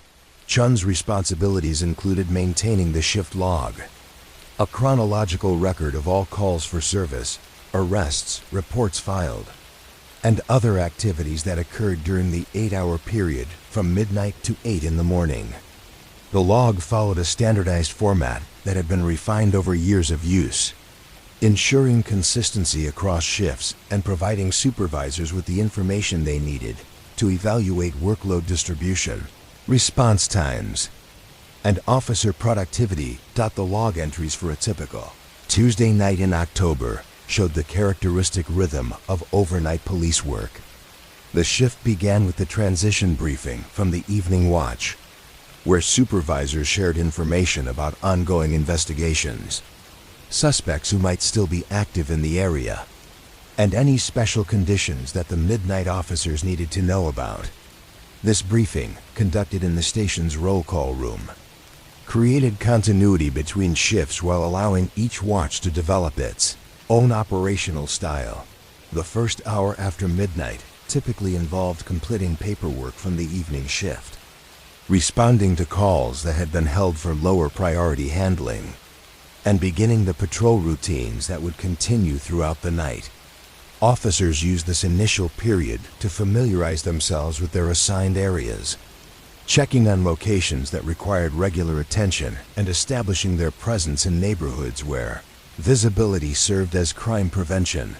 Officer Maria Santos had been assigned to patrol Sector 7, a mixed residential and commercial area that included several blocks of small businesses, 2 convenience stores, and a residential neighborhood.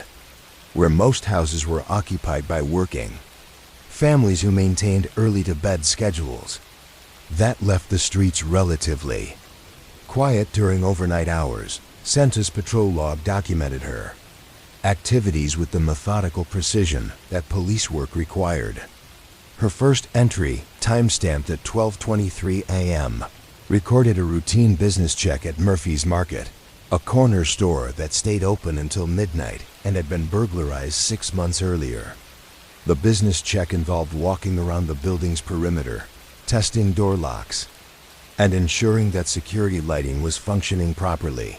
The market's owner, Kevin Murphy, had installed motion-activated lights and improved door locks after the burglary. But he still appreciated the regular police presence that provided both security and customer confidence. Santa's business check took approximately 10 minutes, time that allowed her to observe the surrounding area for unusual activity, while providing visible patrol coverage for the residential streets that surrounded the commercial corner. Her next log entry, at 12:47 a.m., documented a traffic stop for a vehicle traveling with a burned-out headlight. The stop, conducted according to standard procedures for nighttime vehicle contacts, revealed that the driver was returning home from a late work shift at the hospital and was unaware that the headlight had failed. Santos issued a warning citation that required the driver to repair the light within 72 hours and provide proof of compliance to avoid a fine. Traffic enforcement during overnight hours required balancing safety concerns with recognition that many people traveling during these hours were working citizens who posed no threat to public safety. Santos' approach emphasized education and voluntary compliance rather than punitive enforcement, understanding that cooperation from night shift workers contributed to overall community safety more effectively than aggressive citation policies. The radio traffic during overnight shifts followed patterns that differed significantly from daytime communications. Emergency calls were less frequent, allowing dispatchers and officers more time for detailed information exchange. Routine communications, location checks, status reports, administrative coordination could be handled without the compressed urgency that characterized busy daylight hours. Dispatcher Jennifer Walsh had worked the midnight communications desk for 5 years, developing the calm, professional voice that night shift officers relied on for information, coordination, and the psychological support that came from knowing someone was monitoring their activities and ready to send assistance if needed. Her position in the station's communications center provided oversight of all patrol units, while maintaining contact with other agencies, emergency services, and supervisory personnel who needed to be informed of significant incidents. Walsh's communication logs showed how information flowed through the police organization during overnight hours. Routine reports were filed electronically and forwarded to appropriate supervisors for review during regular business hours. Urgent matters were communicated immediately to on-duty commanders who could authorize overtime personnel, coordinate with other agencies, or initiate investigative procedures that required immediate attention. But the overnight shift also created opportunities for the kind of detailed attention to cases that was difficult to maintain during busier hours. Detective Lieutenant Harold Morrison used quiet periods to review cold cases, analyze crime patterns, and prepare warrants or other legal documents. That required careful drafting and attention to procedural details. Morrison's desk in the station's detective division was positioned near a window that faced the parking lot, providing natural light during daytime hours, but creating a reflection of the interior fluorescent lighting during overnight work sessions. His work area contained the accumulated materials of multiple investigations, case files, evidence photos, legal references, and computer printouts that represented weeks or months of investigative effort. The cold case files that Morrison reviewed during overnight hours represented crimes that had not been solved despite thorough initial investigations. These cases require different analytical approaches than active investigations, focusing on pattern recognition, technological advances that might reveal new evidence, and the possibility that witnesses or suspects had changed circumstances in ways that made them more willing to provide information. Case number 947731, which Morrison had been reviewing intermittently for several months, involved the armed robbery of a small restaurant that had occurred during evening hours on a Thursday in September. The initial investigation had identified several potential suspects and collected physical evidence, but had not produced sufficient proof for prosecution.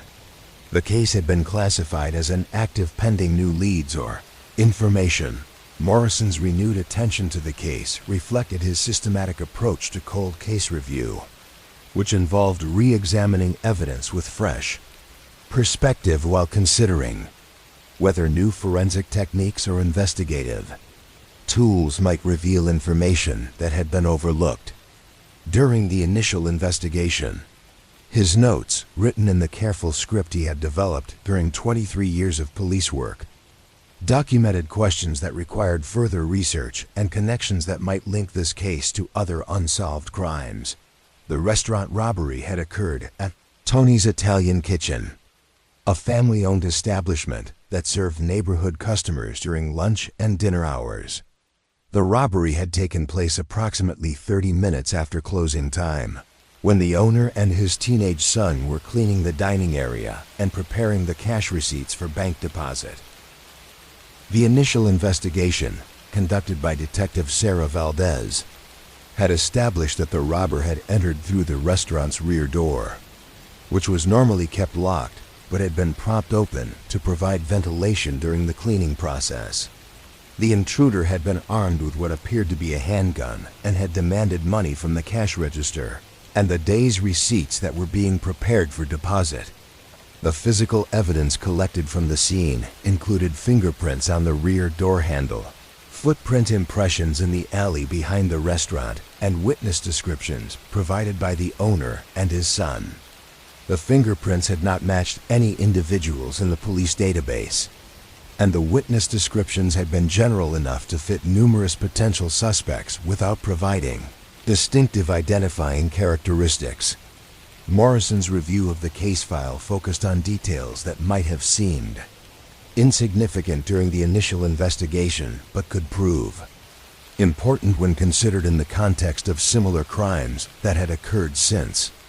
1994.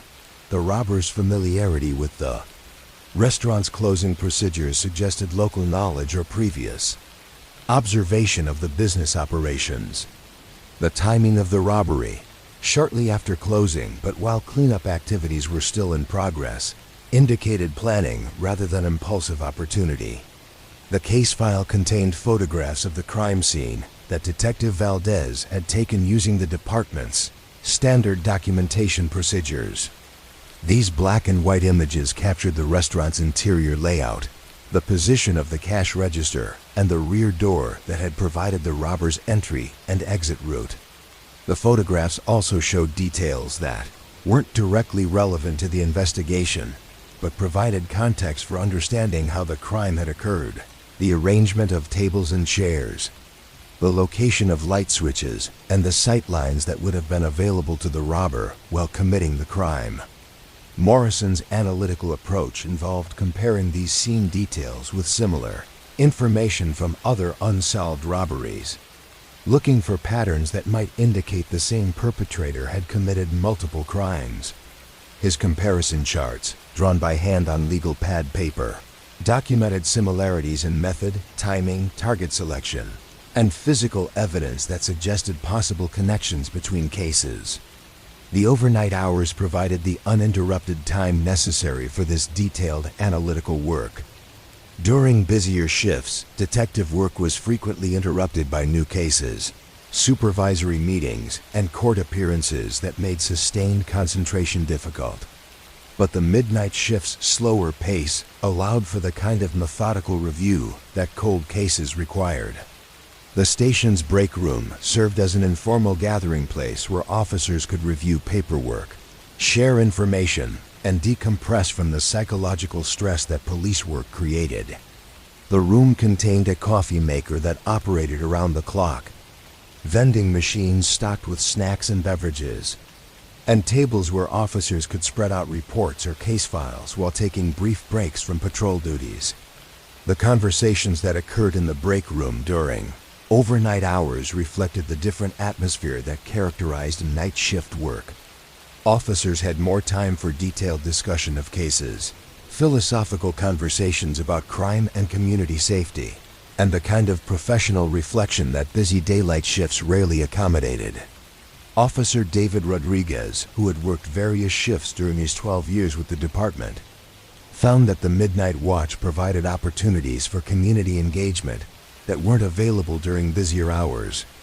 His patrol sector included several businesses where overnight employees appreciated regular police contact, and residential areas where shift workers and insomniacs often welcomed brief conversations with officers who were walking foot patrol during quiet hours.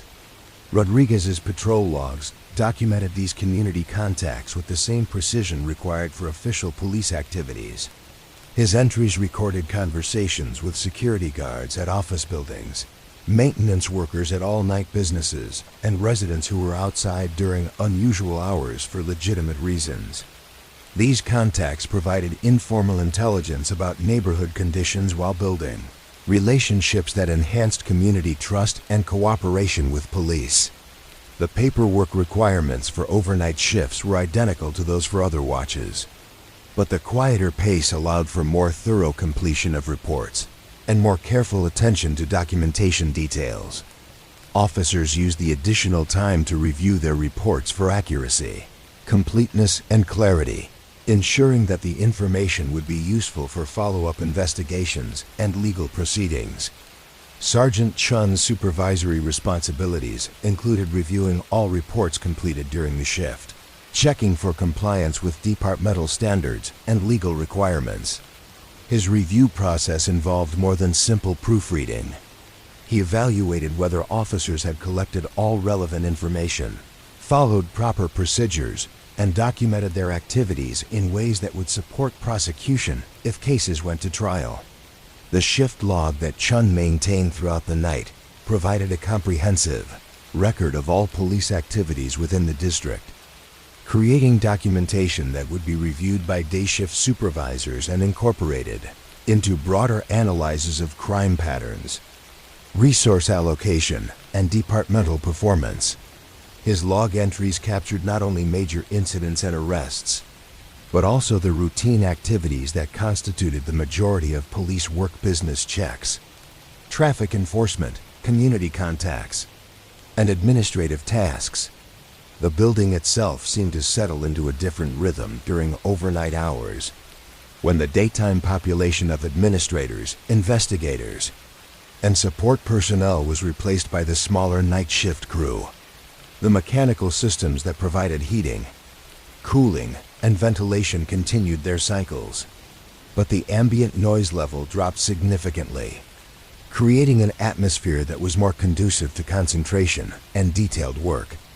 The fluorescent lights in the main work areas remained at full brightness throughout the night, providing consistent illumination for report writing and other tasks that required good visibility.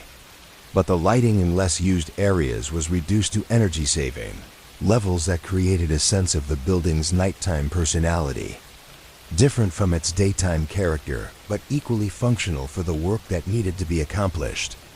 The overnight shift represented a different kind of police service than the emergency response and high visibility patrol that characterized daytime operations. Night shift officers provided security for a sleeping city, maintained continuity of law enforcement services, and handled the routine administrative tasks that kept the police organization functioning effectively. Their work required patience, attention to detail, and the ability to remain alert during hours when biological rhythms naturally encouraged sleep. The police photography unit occupied 2 rooms on the 4th floor of headquarters. its windows facing north to provide consistent, natural light that supplemented the carefully arranged artificial illumination used for evidence documentation. The unit had operated continuously since 1963, when the department had established centralized photographic services to standardize the visual documentation that criminal investigations required. Senior police photographer Margaret Walsh had managed the unit for 14 years, overseeing the transition from film-based photography to digital imaging while maintaining the meticulous standards that ensured photographs would be admissible in court proceedings and useful for investigative analysis. Her work required technical expertise with photographic equipment, understanding of legal requirements for evidence documentation, and the psychological resilience necessary to document scenes of violence, tragedy, and human suffering. The unit's archive room contained approximately 60,000 photographs organized by case number and date, creating a visual chronology of criminal activity that stretched back through decades of police investigations. The filing system followed the same organizational principles used throughout the department, but the photographs themselves provided a different kind of documentation than written reports, capturing details that might be overlooked in narrative descriptions and preserving spatial relationships that could prove crucial during trial proceedings. Case number 784423, documented during a burglary investigation in the autumn of that year, illustrated the evolution of police photography techniques and the kinds of information that visual documentation could provide. The case file contained 23 black and white photographs taken with the large format camera equipment that was standard for police work during that era. Each image carefully composed to capture specific aspects of the crime scene. The photographs showed the interior of a small electronics store that had been burglarized during overnight hours, with merchandise scattered across the floor, and display cases that had been systematically searched by someone looking for valuable items. The images documented not just the obvious signs of criminal activity, but also the subtler details that revealed the burglar's methods and priorities. Photograph number 78442307 captured the store's main display counter from an angle that showed how the burglar had moved merchandise aside to access items stored underneath. The careful arrangement of moved objects suggested someone working methodically rather than frantically, taking time to search thoroughly while maintaining enough organization to avoid creating unnecessary noise or obvious destruction. The photographic technique used for this image demonstrated the professional standards that police photographer David Chun had maintained during his 8-year tenure with the unit.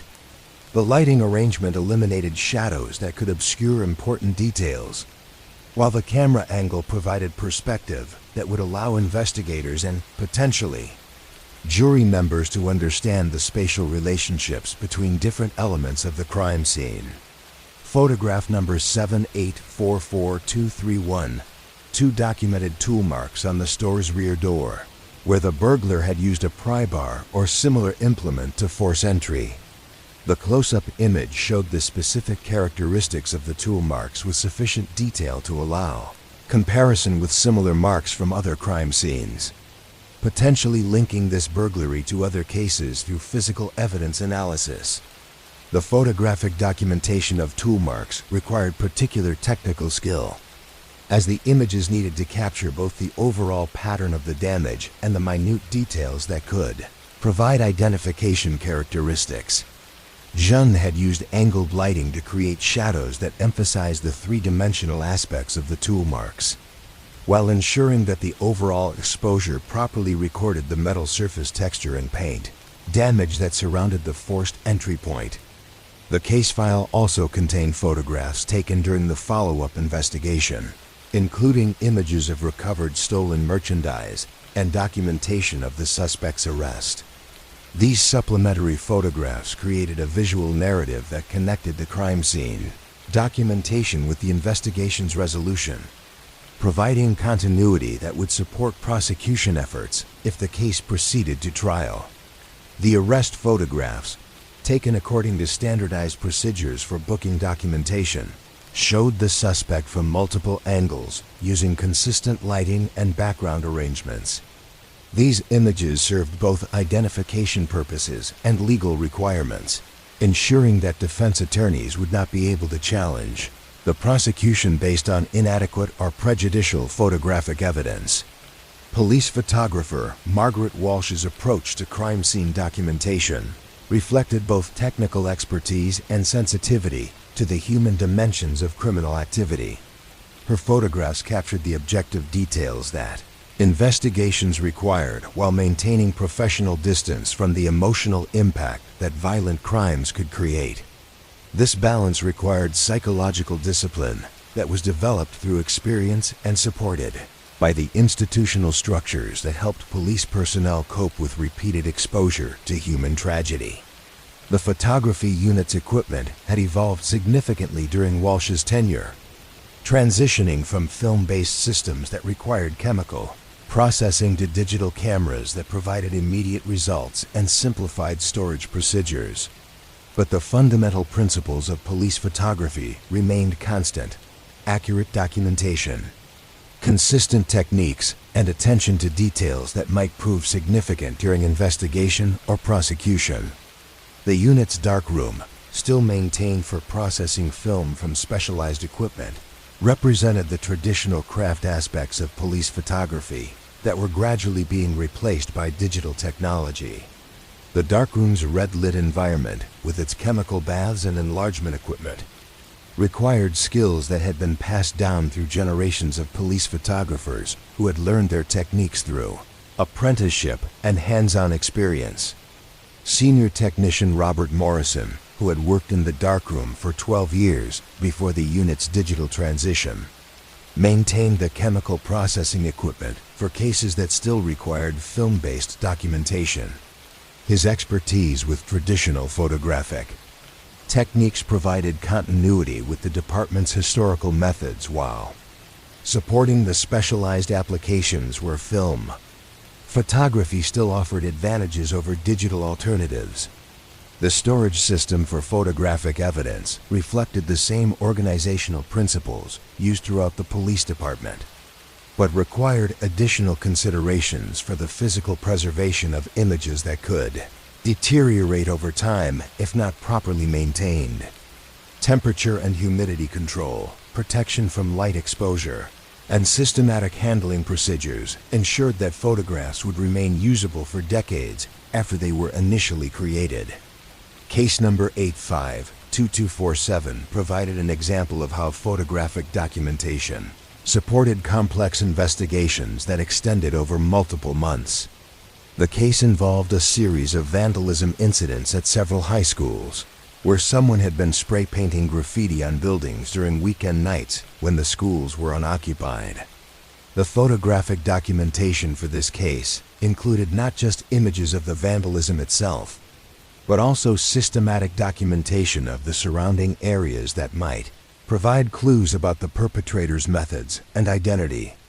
Photographer Jennifer Chun had documented approach routes, lighting conditions, and sight lines that would have been available to someone working after dark at each location. The graffiti photographs required special attention to color accuracy and detail resolution, as the investigation focused on identifying distinctive characteristics in the spray paint technique that might link the various incidents to a single perpetrator. Chun had used close-up photography to capture the texture and layering of the paint applications, while also documenting the overall design elements that showed the vandal's artistic style and message content. The case photographs also included documentation of physical evidence collected from the scenes, including paint samples, tool marks, and footprint impressions that had been preserved in soft earth near the vandalized buildings. These evidence photographs required precise lighting and scale references to ensure that the images would be useful for forensic analysis and comparison with evidence from other cases. The investigation had eventually identified a 17-year-old former student who had been expressing frustration with school disciplinary policies through the systematic vandalism campaign. The photographic evidence had provided crucial support for the prosecution, demonstrating both the extent of the damage and the deliberate nature of the criminal activity. But the case photographs also documented the community impact of the vandalism, showing how the graffiti had affected the appearance of educational facilities that served as sources of neighborhood pride and identity. The images captured not just the immediate damage, but also the broader context of school grounds, athletic facilities, and landscaping that had been compromised by the criminal activity. The photography unit's role extended beyond crime scene documentation to include surveillance photography, identification procedures, and the visual documentation of evidence that was collected during investigations. Each type of photographic work required different technical approaches and legal considerations, but all followed the same fundamental principles of accuracy, consistency, and attention to detail. Surveillance photography, conducted in support of ongoing investigations, required equipment and techniques that could capture usable images under difficult conditions, while maintaining the covert nature that effective surveillance demanded. The unit maintained specialized cameras and lenses that could document activities from considerable distances in low-light conditions that would challenge conventional photographic equipment. The legal requirements for surveillance photography differed from those for crime scene documentation, as the images needed to support investigative activities while respecting constitutional protections against unreasonable search and seizure. Police photographers worked closely with legal advisors to ensure that surveillance activities complied with judicial requirements and would not compromise prosecution efforts through procedural violations. Case number 898834 illustrated the complexity of surveillance photography in support of drug enforcement operations. The case involved a suspected drug distribution network that operated from several locations throughout the city, requiring coordinated surveillance that could document the movement of suspects and contraband without alerting the targets to police attention. The photographic documentation for this case included images taken over several weeks from concealed positions that provided sight lines to the suspected distribution locations. The photographs showed patterns of activity that supported the investigation's theory about how the drug network operated, while providing evidence that could be used to obtain search warrants and make arrests. The surveillance photographs required careful attention to technical details that would ensure their admissibility in court proceedings. Time and date stamps, location documentation, and chain of custody procedures ensured that defense attorneys would not be able to challenge the authenticity or accuracy of the photographic evidence. But the surveillance photography also raised ethical considerations about privacy rights and the appropriate limits of police observation in a democratic society. The photography unit's procedures included safeguards designed to ensure that surveillance activities focused on legitimate criminal investigations rather than general monitoring of citizen activities. The unit's identification photography section handled the systematic documentation of suspects, witnesses, and other individuals who became involved in criminal investigations. This work required standardized procedures that ensured consistency across different cases while meeting legal requirements for identification evidence. Booking photographs taken when suspects were arrested and processed through the jail system followed procedures that had been refined over decades to provide useful identification while protecting suspects' rights and dignity. The standardized lighting, background, and camera angles created images that could be used for identification purposes without introducing prejudicial elements that might affect judicial proceedings. The identification photograph files contained images of thousands of individuals who had been involved in criminal cases over the department's operational history. These files served investigative purposes when witnesses needed to identify suspects and provided historical documentation that could link individuals to multiple cases over extended time periods. Case number 926758 demonstrated how identification photography supported complex investigations involving multiple suspects and witnesses. The case concerned an armed robbery at a convenience store, where several witnesses had provided descriptions of the perpetrators that were similar but not identical, creating challenges for the investigation team. The identification photography for this case included both booking photographs of arrested suspects and photographic lineups that were shown to witnesses for identification purposes. The lineup photographs required careful attention to ensuring that all individuals shown to witnesses had similar physical characteristics, preventing identification procedures that might be challenged as unfairly suggestive. The photographic lineups were documented through additional photography that recorded exactly which images were shown to each witness and the circumstances under which the identification procedures were conducted. This documentation provided protection against legal challenges while ensuring that identification evidence would be admissible in court. The case had eventually resulted in the conviction of 2 suspects based partially on witness identifications that were supported by the systematic photographic procedures. The photography unit's careful attention to legal requirements and procedural consistency had ensured that the identification evidence withstood defense challenges and supported successful prosecution. The photography unit's archive system represented a massive investment in visual documentation that served both immediate investigative needs and long-term institutional memory. The systematic preservation of photographs created a resource that could support cold case investigations, pattern analysis, and historical research into crime trends and law enforcement methods. The archive photographs also provided evidence of the evolution of criminal activity and investigation techniques over the decades of the unit's operation. Early photographs showed crime scenes documented with equipment and methods that seemed primitive compared to contemporary standards, while more recent images reflected technological advances that had improved the quality and usefulness of visual evidence. Senior police photographer Walsh often reflected on the accumulated weight of the images she had created during her career, each photograph representing a moment when someone's life had been disrupted by criminal activity. The technical aspects of her work required emotional detachment that allowed her to focus on documentation requirements. But the human stories behind the images created a psychological burden that was shared by all law enforcement personnel who dealt regularly with crime. Victims and perpetrators. The Municipal History Project had begun in 1987 as an effort to document the social and economic changes that had transformed the metropolitan area over the previous 4 decades.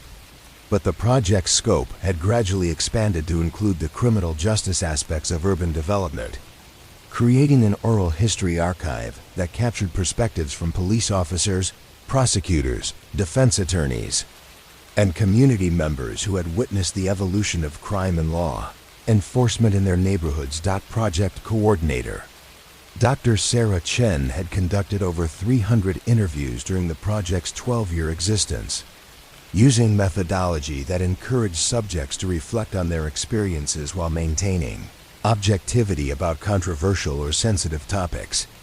Her approach emphasized narrative rather than statistical analysis, seeking to understand how criminal activity had affected community development and how law enforcement practices had adapted to changing social conditions.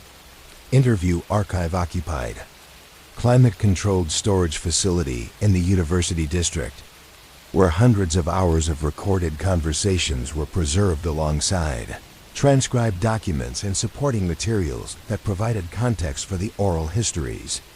The collection represented a unique resource for understanding how crime and justice intersected with broader patterns of urban change, economic development, and demographic transition.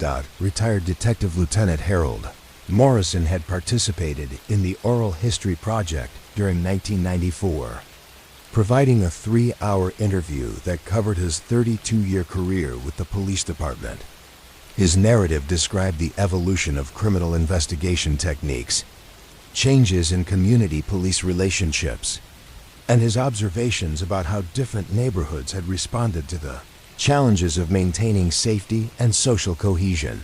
Morrison's interview, recorded in the comfortable setting of the university's oral history studio, revealed perspectives that were rarely captured in official police reports or administrative documents. His reflections on specific cases were embedded in broader discussions about urban development patterns, economic pressures that affected crime rates, and the social dynamics that either supported or undermined community safety efforts. Detectives' description of the Riverside District during the 1970s provided insight into how neighborhood character had been shaped by both criminal activity and community responses to that activity. The area had experienced a series of residential burglaries during the summer of 1973, crimes that had initially created anxiety and suspicion among neighbors who had not previously needed to think seriously about home security or personal safety. But Morrison's narrative also described how the burglary incidents had catalyzed community organization efforts that strengthened social bonds and created informal networks that persisted long after the immediate crime problem had been resolved.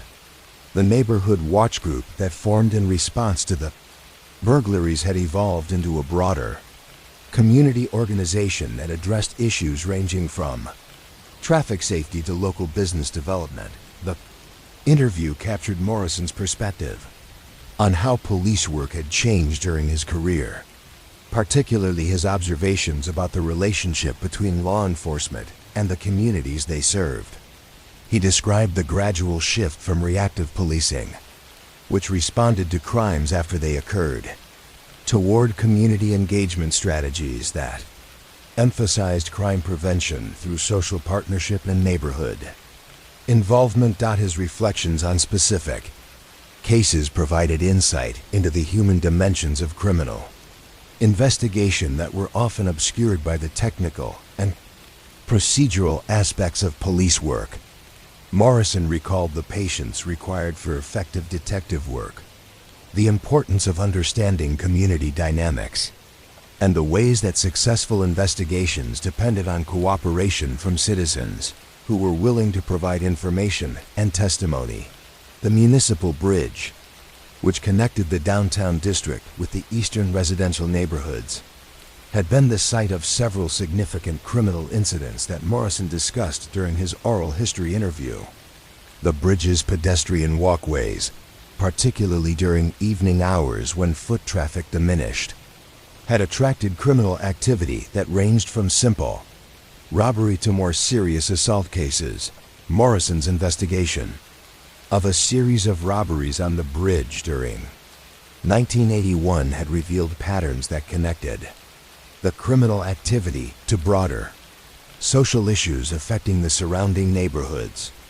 The perpetrators, eventually identified as teenagers from economically disadvantaged families, had been using the bridge's isolated walkways to target pedestrians who were traveling between work and residential areas. But the detectives' approach to these cases had emphasized understanding the social context that had made the crimes possible, rather than simply focusing on apprehension and prosecution of the individual offenders.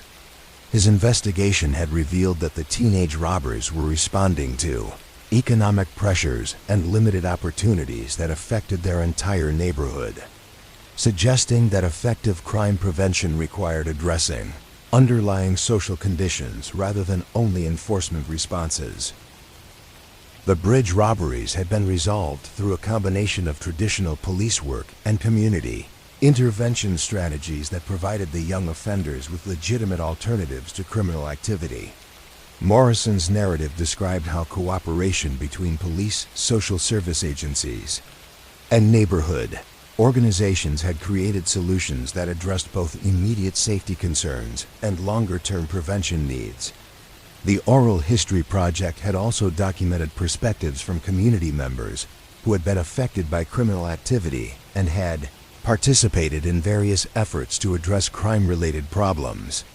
These interviews provided insight into how ordinary citizens experienced and responded to criminal activity, revealing aspects of community life that were not captured in official police records or media coverage.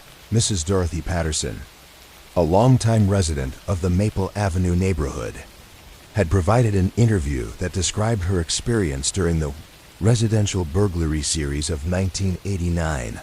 Her narrative captured the psychological impact of home invasion on families and neighborhoods, describing how the knowledge that someone had entered private spaces and searched through personal belongings created anxiety that persisted long after the immediate physical losses had been addressed. But Patterson's interview also described the community's response to the burglaries, including the informal networks of mutual support that had developed among neighbors and the practical security measures that families had adopted to protect their homes and property. Her perspective revealed how criminal activity could catalyze social organization efforts that strengthened neighborhood bonds and created lasting improvements in community cohesion. The interview archive contained similar narratives from business owners, school officials, religious leaders, and other community figures who had witnessed the intersection of criminal activity and neighborhood development. These perspectives provided context for understanding how crime affected different aspects of community life and how various institutions had adapted their operations to address security concerns while maintaining their primary functions. Father Michael Rodriguez, pastor of St. Mary's Catholic Church in the Riverside District, had described how his parish had responded to increased crime in the surrounding neighborhood during the early 1990s. Church's approach had emphasized both practical security measures and community outreach programs that addressed some of the social conditions that contributed to criminal activity. The parish's community center had become a gathering place for neighborhood residents who were organizing crime prevention efforts, providing meeting space and coordination, support for activities that ranged from youth programs to senior citizen safety initiatives. Father Rodriguez's narrative described how religious institutions could serve as anchors for community stability while supporting secular efforts to address crime and safety concerns. The Oral History Project had documented the evolution of specific geographical areas that had experienced significant criminal activity and subsequent community development efforts. The Warehouse District, which had been largely abandoned during the 1980s economic recession, had attracted criminal activity that included drug dealing, prostitution, and various forms of property crime that thrived in areas with minimal legitimate activity and limited police supervision.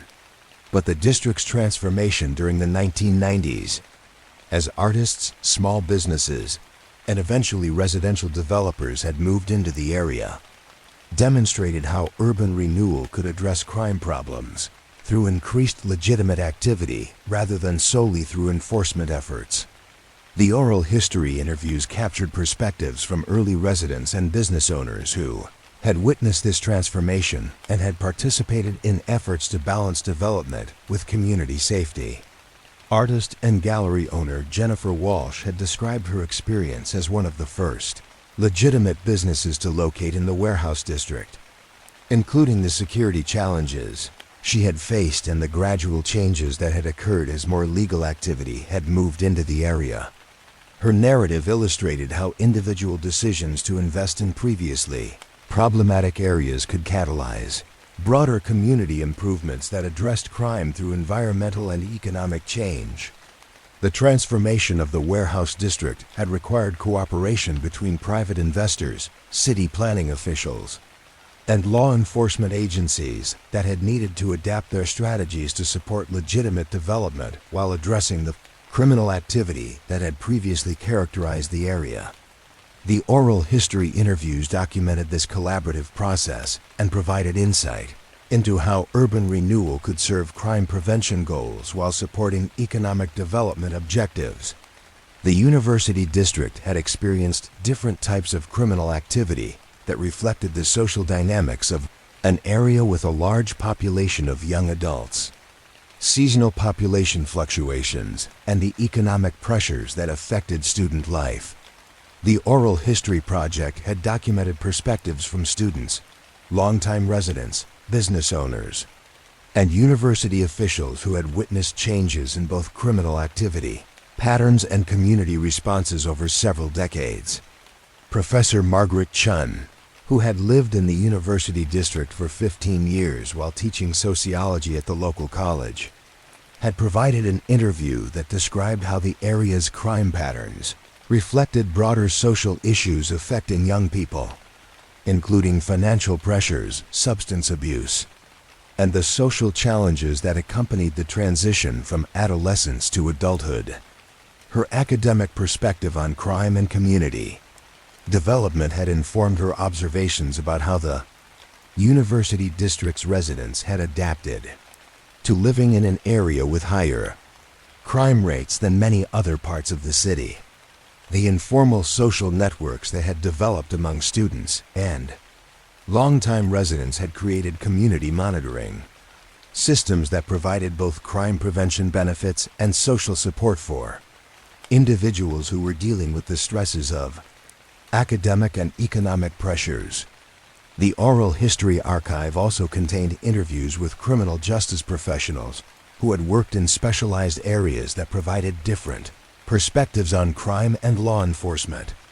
Public Defender Maria Santos had described her experience representing clients who were accused of crimes in various parts of the city, providing insight into how economic, social, and psychological factors had influenced criminal behavior, and how the justice system had attempted to balance punishment with rehabilitation goals.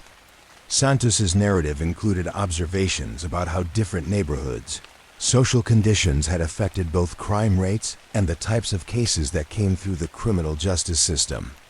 Her experience representing clients from economically disadvantaged areas had revealed patterns of criminal activity that were connected to limited opportunities, inadequate social services, and the various pressures that affected individuals and families who were struggling with poverty and social isolation.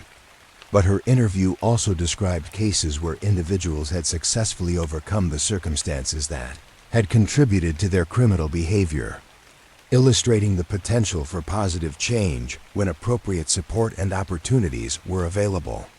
These success stories provided context for understanding how criminal justice policies could support rehabilitation and community reintegration rather than simply focusing on punishment and deterrence.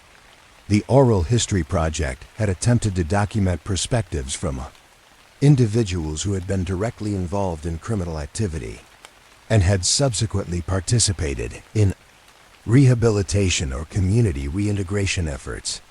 These interviews, conducted with careful attention to privacy and legal considerations, provided rare insight into the personal experiences and decision-making processes that had led to criminal behavior and subsequent efforts to change life patterns. The archive contained several interviews with individuals who had participated in drug treatment programs, job training initiatives, and other rehabilitation efforts that had helped them transition from criminal activity to legitimate employment and community involvement. These narratives revealed the complexity of factors that influenced criminal behavior and the kinds of interventions that could support positive change. The individual stories documented in the Oral History Archive illustrated how criminal activity and community responses had shaped the physical and social landscape of the metropolitan area over several decades. The interviews captured perspectives that were not available in official records or statistical analyses, providing insight into how crime had affected ordinary people's lives and how communities had adapted to maintain safety and social cohesion despite ongoing challenges. The neighborhood-level effects of criminal activity were documented through interviews with residents who had witnessed changes in their immediate areas over extended periods. These narratives revealed how even minor criminal incidents could affect property values, business development, and the social dynamics that determined whether neighborhoods remained stable or experienced decline. But the Oral History Archive also documented the resilience that communities had demonstrated in response to criminal activity, including the various formal and informal strategies that residents had developed to maintain neighborhood character while addressing safety concerns. These stories illustrated how ordinary citizens had participated in crime prevention efforts and had contributed to community development initiatives that addressed both immediate security needs and longer-term social goals. The bridge between downtown and the eastern neighborhoods had become a symbol of urban connectivity that had been tested by criminal activity, but had ultimately been reclaimed through community effort and appropriate law enforcement response. The oral history interviews captured this transformation from multiple perspectives, illustrating how public spaces could be affected by criminal activity, but could also be restored through sustained attention and community investment. The city's evolution over the decades covered by the Oral History Project demonstrated how criminal activity and community responses had influenced urban development patterns, neighborhood character, and the social bonds that connected residents to their physical environment and to each other.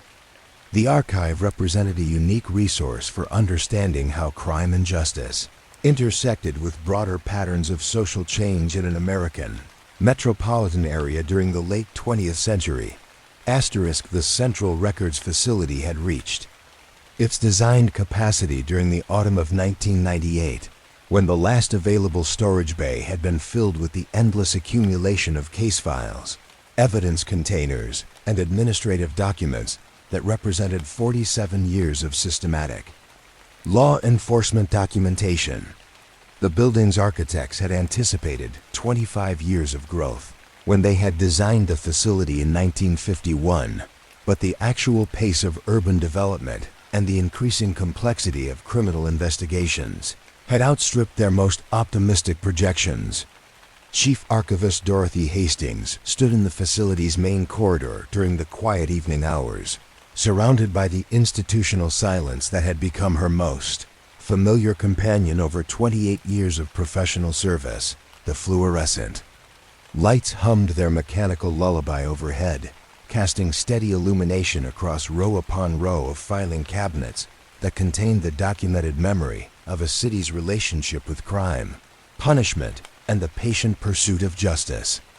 The facility's organization followed principles that had been refined through decades of experience with large-scale record-keeping. Each section was designated by decade and crime category, creating a logical flow that allowed authorized personnel to locate specific files while maintaining the systematic approach that prevented important documents from being mislaid or forgotten. But beyond this practical organization, the facility had developed its own atmospheric character, a quality of concentrated stillness that seemed to acknowledge the weight of human experience contained within its climate-controlled environment. Section P, which housed cases from the 1990s, represented the most recent layer of institutional memory, its folders still showing the crisp edges and bright manila colors that would gradually fade over the coming decades. These files contained investigations that remained within the active memory of the officers, prosecutors, and community members who had participated in the events they documented. But even these relatively recent cases had begun the gradual transformation from current events to historical records, their immediate urgency softening into the measured perspective that time provided. Case number 978847, filed in the early hours of a December morning, documented the investigation and resolution of a convenience store robbery that had exemplified both the routine nature of such crimes and the careful attention that law enforcement brought to each incident regardless of its apparent simplicity. The case file contained the complete documentation sequence that transformed a chaotic criminal event into an organized legal proceeding and, ultimately, into an archived record that would outlast the memories of most people involved. The initial police report, completed by Officer Jennifer Martinez during her night shift patrol, captured the immediate aftermath of the robbery with the methodical precision that had become second nature during her 6 years of police service. Her narrative description transformed the victim's traumatized account and the physical evidence at the scene into the standardized language that would allow other professionals to understand exactly what had occurred and what steps would be necessary for investigation and prosecution. But the case file also contained documents that revealed the broader human context surrounding the criminal event. The store owner, David Kim, had operated his business for 12 years, building relationships with regular customers and developing the kind of detailed knowledge about neighborhood patterns that made him an effective witness and community resource. His statement, taken 3 days after the robbery when the immediate shock had subsided, provided insights into the social dynamics that surrounded small businesses in areas where economic pressures and limited opportunities sometimes converge to create criminal activity. Detective Lieutenant Sarah Chun's follow-up investigation had identified the robbery suspect through a combination of witness descriptions, physical evidence analysis, and systematic review of similar crimes in the surrounding area. The suspect, a 19-year-old named Marcus Johnson, had been arrested 6 days after the robbery at his grandmother's house, where he had been staying since losing his job at a construction company 3 weeks earlier. Johnson's background, documented through probation reports and social service records that became part of the case file, illustrated the complex circumstances that often preceded criminal activity.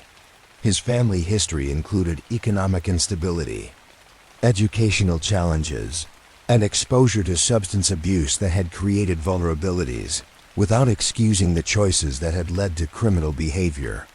The documentation revealed both individual responsibility and social conditions that required attention from multiple institutions and community organizations. The prosecution of Johnson's case had followed the standard procedures that balanced efficient case processing with constitutional protections and individual circumstances. Defense attorney Margaret Walsh had negotiated a plea agreement that acknowledged Johnson's guilt while considering his age, lack of prior serious offenses, and willingness to participate in job training and community service programs that addressed some of the underlying issues that had contributed to his criminal activity. The sentencing hearing, documented in court transcripts that were included in the case file, had provided a forum for multiple perspectives on appropriate punishment and rehabilitation strategies. Judge Harold Brennan's decision to impose probation, supervision combined with community service and restitution payments, reflected the judicial system's attempt to balance accountability with opportunities for positive change. But the case documentation also included follow-up reports that tracked Johnson's progress through the probation system and his participation in job training programs that had been designed to provide legitimate alternatives to criminal activity. These reports, filed over 18 months of supervision, illustrated both the challenges and the possibilities that characterized efforts to redirect young lives that had been disrupted by poor choices and difficult circumstances. Johnson had successfully completed his probation requirements and had found steady employment with a landscaping company that specialized in municipal contracts and commercial maintenance work. His employer's evaluation reports, included in the case file as evidence of rehabilitation progress, documented gradual improvement in reliability, work skills, and the personal responsibility that steady employment could reinforce when appropriate support and opportunity were available. The convenience store that had been robbed had continued operating under Kim's ownership, its daily routines gradually absorbing the memory of the criminal incident while maintaining the community service function that small neighborhood businesses provided. Kim's subsequent statements to police, filed when officers conducted routine business checks, indicated that the robbery had been incorporated into his understanding of business risks while not fundamentally altering his commitment to serving his regular customers and contributing to neighborhood stability.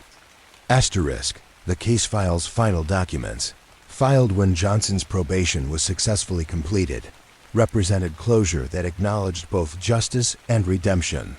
The criminal event that had disrupted multiple lives had been processed through institutional systems designed to provide accountability while supporting the possibility that individuals could learn from mistakes and make positive contributions to their communities. Case number 978847 occupied 17 pages in the central filing system, its documentation creating a complete record that would be preserved indefinitely as part of the institutional memory that supported both individual case review and broader analysis of criminal justice effectiveness.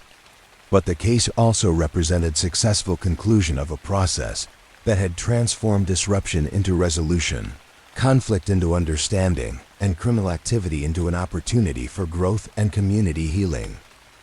The facility's climate control system maintained steady temperature and humidity levels that protected paper documents and magnetic media from the environmental changes that could cause deterioration over time. But the system also created an artificial atmosphere that seemed to exist outside normal temporal rhythms, where the seasonal cycles and daily variations that affected the world outside were replaced by the steady, institutional time that characterized record-keeping and archival preservation. Chief Archivist Hastings had developed her own rhythms for working within this controlled environment. Her daily routines adapted to the steady pace that large-scale record management required. Her office, located at the facility's administrative center, provided oversight of the systematic filing, retrieval, and preservation processes that kept the archive accessible to authorized users, while protecting the integrity of documents that might be needed for legal proceedings, historical research, or administrative review. The archive's user logs documented the steady stream of attorneys, investigators, researchers, and administrative personnel who accessed the stored records for various professional purposes. Each retrieval request was processed according to strict protocols that ensured authorized access while maintaining chain of custody, procedures for documents that might be needed as evidence in ongoing legal proceedings. But the facility also served less formal educational functions, providing resources for academic researchers, journalism students, and community organizations that were studying patterns of crime and justice in urban settings. These research activities required different access procedures, but contributed to broader understanding of how criminal justice systems functioned and how they could be improved to better serve both individual cases and community needs.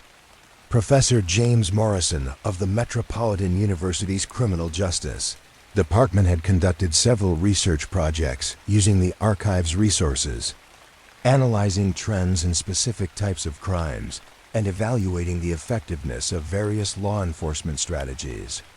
His published studies, copies of which were maintained in the archive's research collection, provided academic perspective on the practical work that was documented in the case files and administrative records.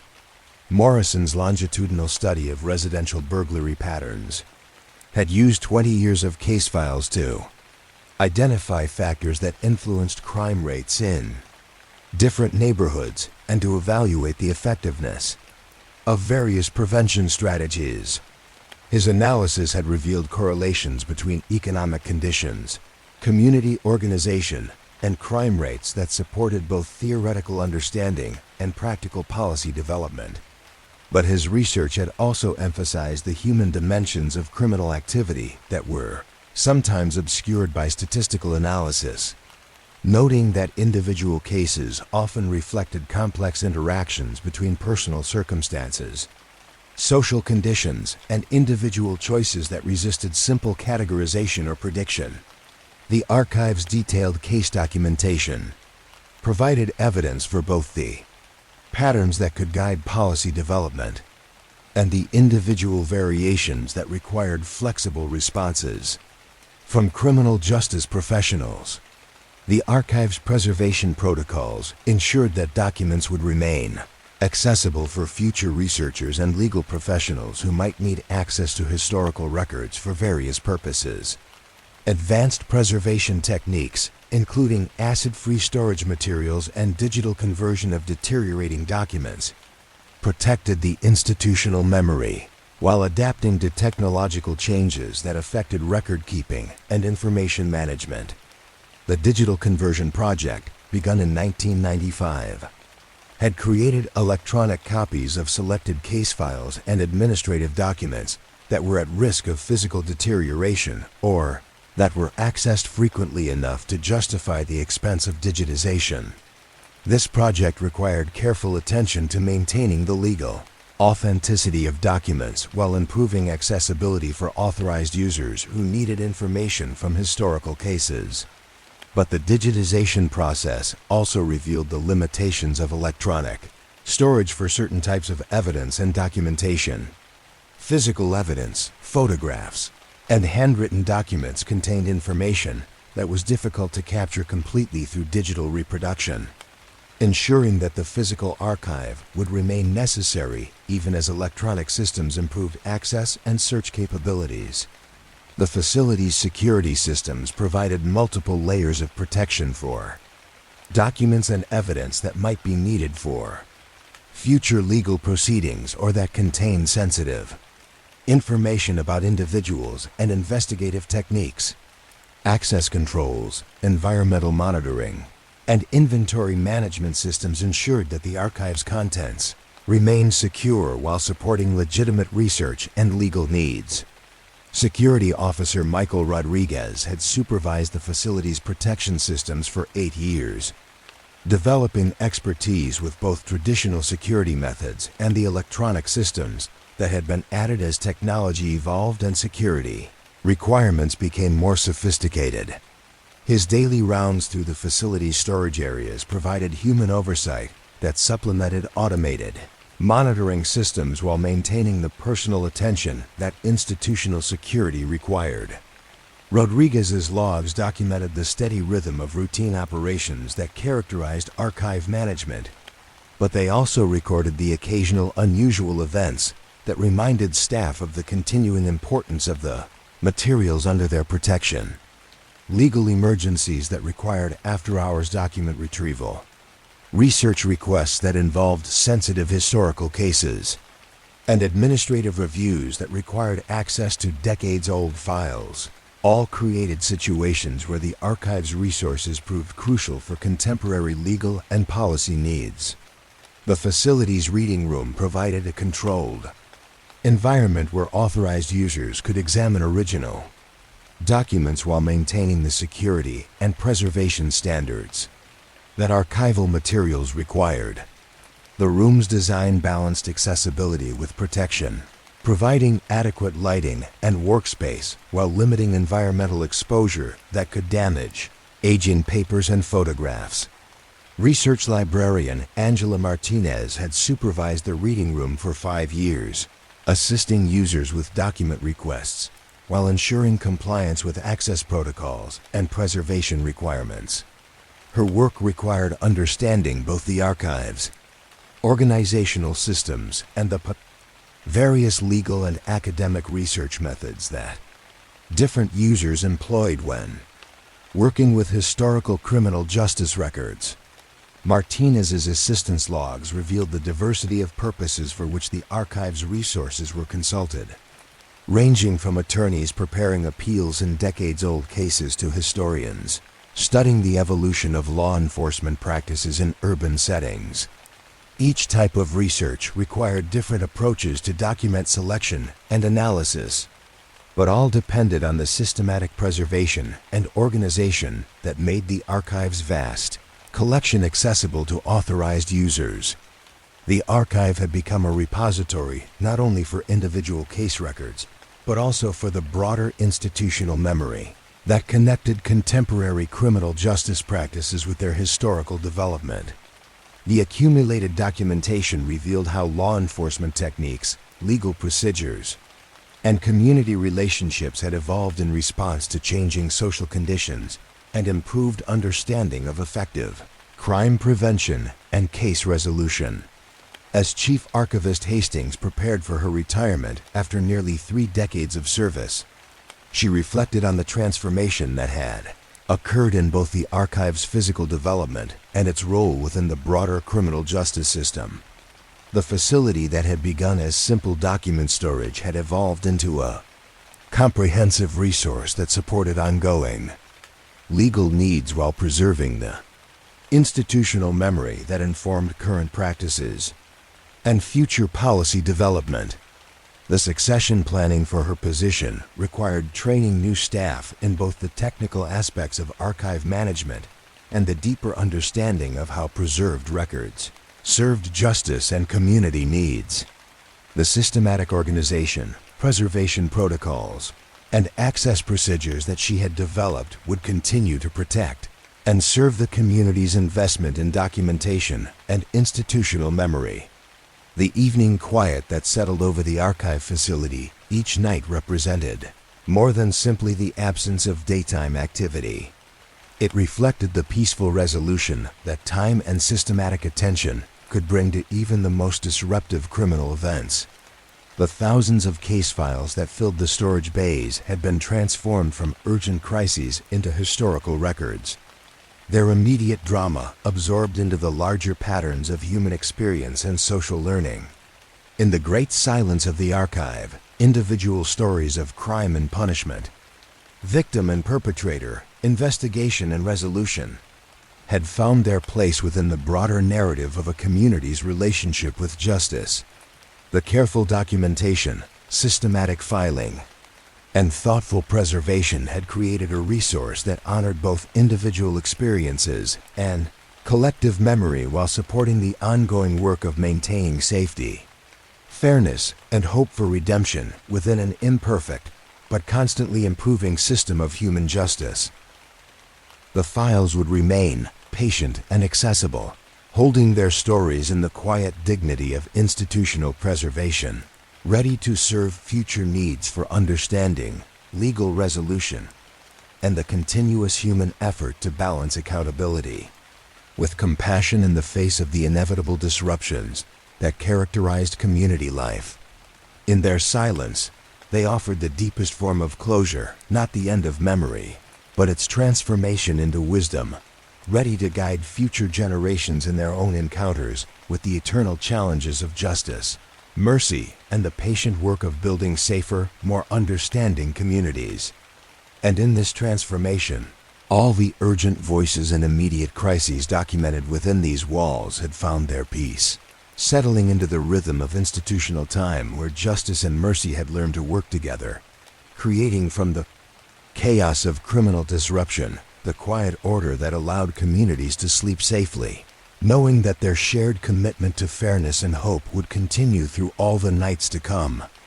Asterisk, the morning of January 15, 2001, brought with it the kind of routine that had characterized the Central Records facility for decades, the steady hum of climate control systems, the soft footsteps of archival staff beginning their daily rounds, and the institutional quiet that settled over thousands of case files like a protective blanket.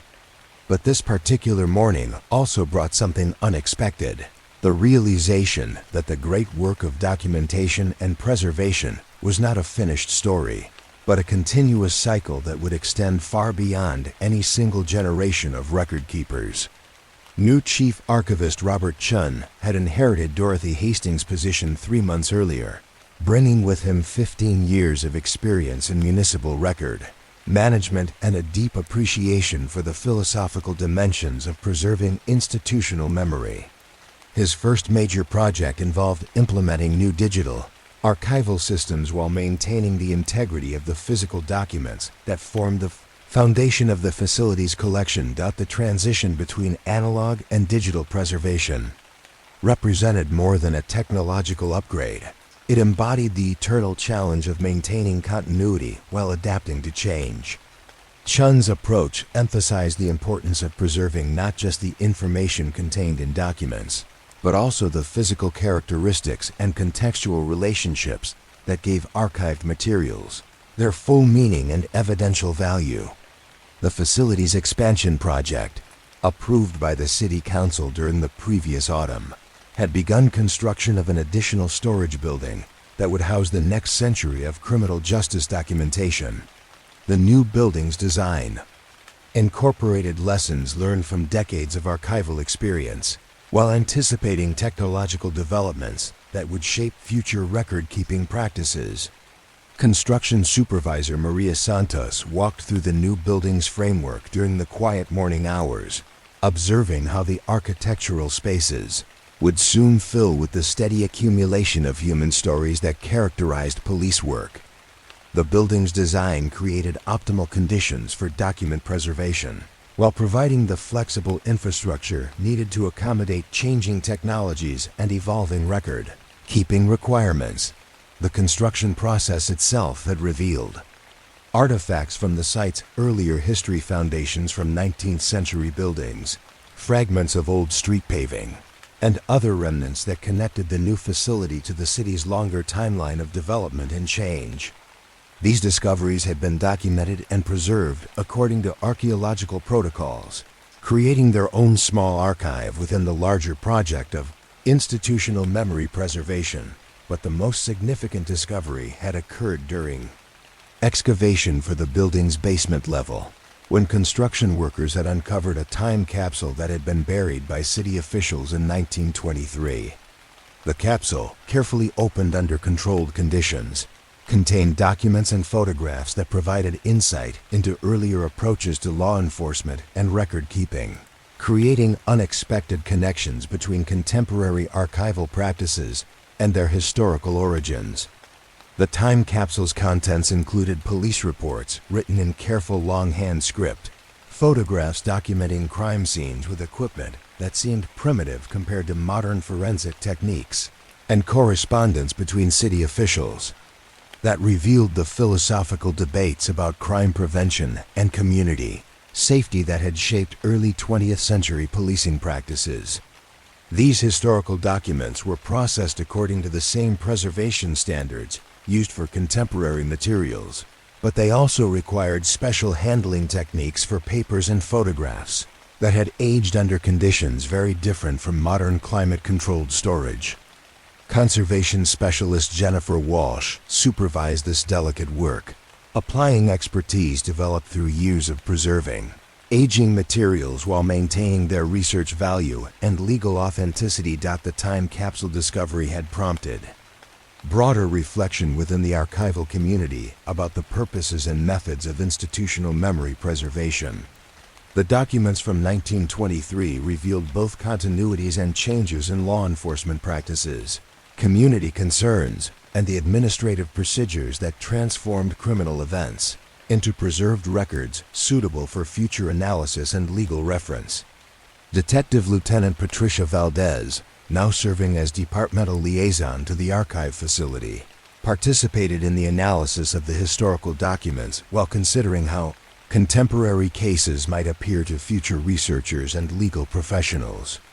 Her perspective bridged current investigative practices with the longer historical development of police work and criminal justice procedures. The historical documents revealed that many contemporary challenges in law enforcement had parallels in earlier eras, suggesting that certain aspects of criminal behavior and community response followed patterns that transcended specific technological or social conditions. But the documents also showed how investigative techniques, legal procedures, and community relationships had evolved in response to changing social conditions and improved understanding of effective crime prevention and case resolution. The integration of historical materials with the contemporary archive created new research opportunities while raising questions about the most effective methods for preserving and organizing materials that spanned multiple eras of technological and social development. The archival staff developed new classification systems that maintained chronological organization while facilitating research that examined long-term patterns and developments. Case number 09847, the first file processed in the new millennium, had involved a computer-related fraud investigation that illustrated how technological change created new categories of criminal activity, while requiring adaptation of traditional investigative and documentation methods. The case file contained both printed documents and electronic records stored on magnetic media, creating preservation challenges that required new approaches to maintaining long-term accessibility. Detective Harold Morrison Jr., son of the retired detective whose oral history had been preserved in the Municipal History Project, had investigated the computer fraud case using techniques that combined traditional interviewing and evidence analysis with specialized knowledge of electronic systems and digital forensics. His investigation report documented both the technical aspects of the crime and the human factors that had made the fraudulent activity possible. The computer fraud case had revealed how traditional criminal motivations, financial pressure, opportunity, and rationalization could be expressed through new, technological methods that required specialized knowledge for both execution and investigation. The case documentation included technical analysis that would have been incomprehensible to earlier generations of law enforcement professionals, but the underlying patterns of criminal behavior and community impact remained recognizable within familiar frameworks. The preservation of electronic evidence created new challenges for the archival facility, as magnetic and optical storage media required different environmental conditions and had shorter useful lifespans than paper documents. The facility's technical staff developed protocols for transferring electronic evidence to new storage media at regular intervals while maintaining chain of custody documentation that would ensure continued legal admissibility. But the electronic evidence also provided new opportunities for analysis and pattern recognition, as computerized databases allowed researchers to identify connections between cases that might not have been apparent through manual file review. The facility's new computer systems could search across decades of documentation to identify similar crimes, common suspects, and geographical patterns that revealed underlying factors affecting criminal activity and community safety. The millennium transition had created opportunities for comprehensive analysis of crime patterns and law enforcement effectiveness over extended time periods. Academic researchers, working with archived materials from multiple decades, had begun publishing studies that examined how social changes, economic conditions, and law enforcement practices had interacted to influence crime rates and community safety over the facility's 50-year operational history. Dr. Sarah Chun's longitudinal study of juvenile crime patterns had used archived case files to track how approaches to youth offenders had evolved, from primarily punitive responses to more comprehensive interventions that addressed educational, economic, and family factors that influenced adolescent behavior. Her research revealed both the effectiveness of various intervention strategies and the importance of community-based approaches that connected formal criminal justice responses with informal social support systems. The study had practical implications for contemporary policy development, as it provided evidence for the effectiveness of programs that addressed underlying social conditions rather than focusing solely on punishment and deterrence. The archived documentation allowed researchers to follow individual cases through multiple years of intervention and community reintegration, revealing patterns of success and failure that could guide future program development. The facility's community outreach programs had expanded to include educational initiatives that helped citizens understand how the criminal justice system functioned while providing opportunities for community input into policy development and resource allocation. These programs required careful balance between transparency and privacy protection, as archived materials contained sensitive information about individuals and investigative techniques that required appropriate access controls. Community Relations Officer Angela Martinez had developed presentation programs that used historical case materials to illustrate how law enforcement and community safety had evolved over time while emphasizing the importance of citizen cooperation and community organization in maintaining neighborhood security. Her presentations provided educational value while building understanding and trust between law enforcement and community organizations. The educational programs also revealed community interest in understanding how criminal justice institutions functioned and how ordinary citizens could contribute to community safety efforts. The archived materials provided concrete examples of successful cooperation between law enforcement and community organizations, illustrating practical approaches that could be adapted to contemporary conditions and challenges. The facility's research library had expanded to include materials that placed local criminal justice practices within broader academic and policy contexts, providing resources for researchers who wanted to understand how specific cases and local patterns related to national trends and theoretical frameworks. The library collection supported both practical professional development and academic research that contributed to improved understanding of crime prevention and community safety. Reference librarian Michael Rodriguez had curated a collection that included academic journals, policy reports, and comparative studies from other jurisdictions that allowed local researchers to place their findings within broader contexts of criminal justice development and effectiveness. His collection development emphasized materials that would remain useful over extended time periods, while providing current information for researchers working on contemporary policy questions.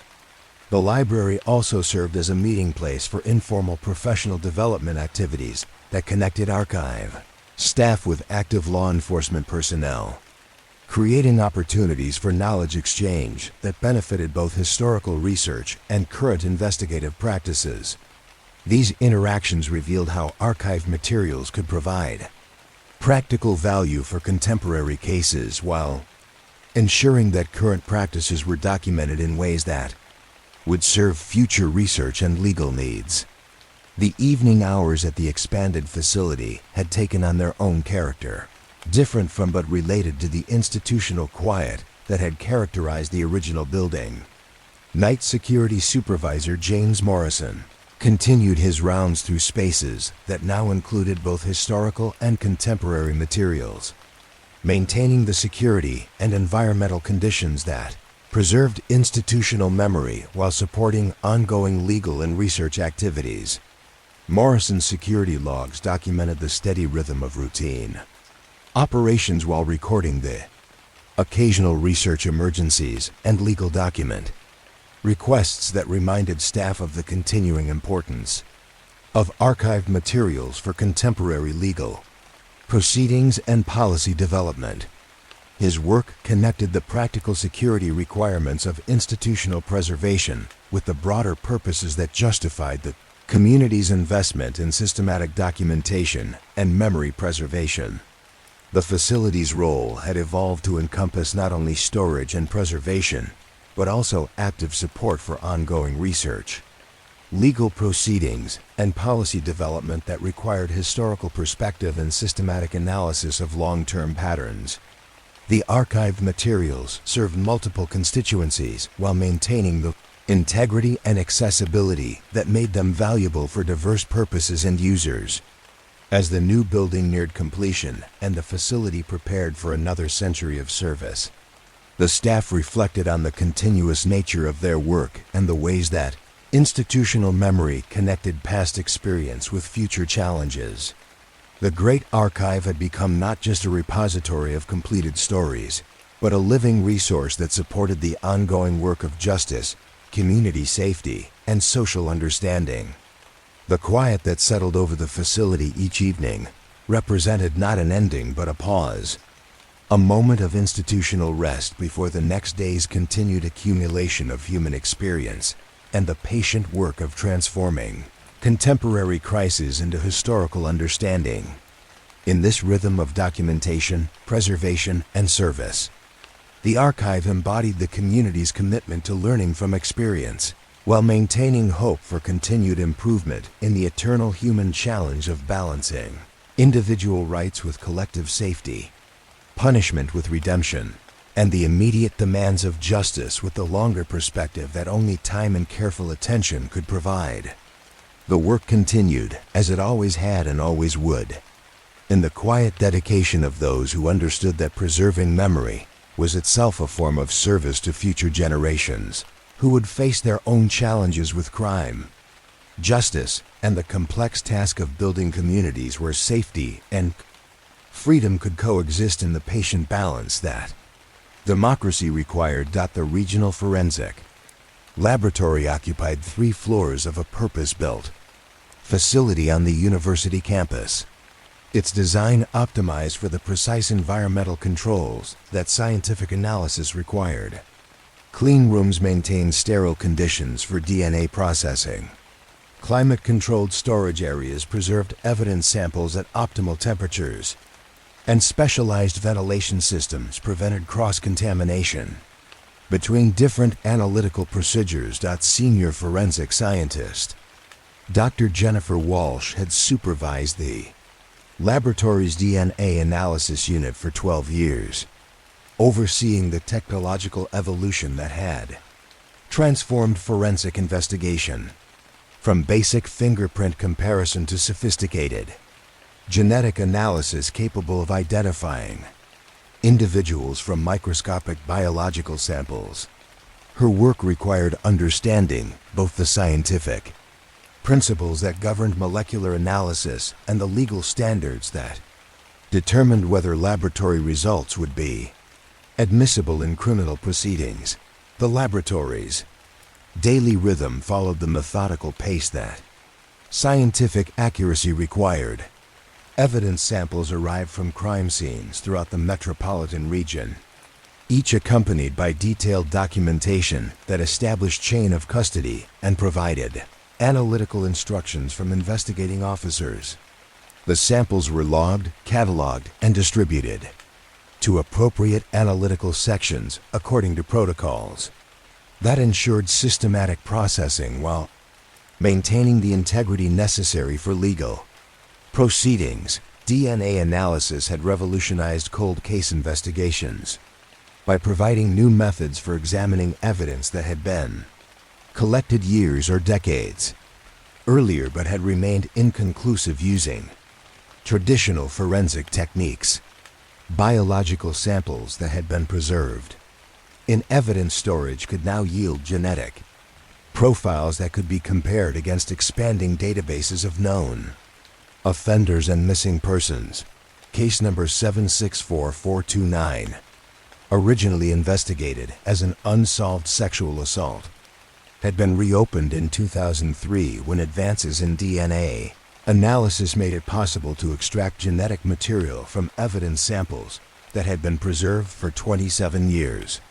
The original investigation, conducted using forensic methods available in the 1970s, had collected physical evidence but had been unable to identify the perpetrator despite thorough detective work and community cooperation. Dr. Walsh's analysis of the preserved biological evidence had yielded a complete genetic profile that was entered into the combined DNA index system, a national database that allowed comparison with samples from other jurisdictions and unsolved cases. The database search had identified a match with a convicted offender whose DNA had been collected during processing for an unrelated crime in another state. Identification had led to the arrest and prosecution of a suspect who had remained unknown for nearly 3 decades, providing closure for the victim and her family while demonstrating how technological advances could extend the reach of justice beyond the limitations of earlier investigative methods. The case had required coordination between multiple jurisdictions and careful legal preparation to ensure that decades-old evidence would meet contemporary standards for courtroom presentation. But the DNA analysis had also revealed the careful preservation work that had been performed by earlier forensic technicians who had collected and stored evidence according to the best practices of their era. Their systematic attention to proper handling and storage had made the later genetic analysis possible.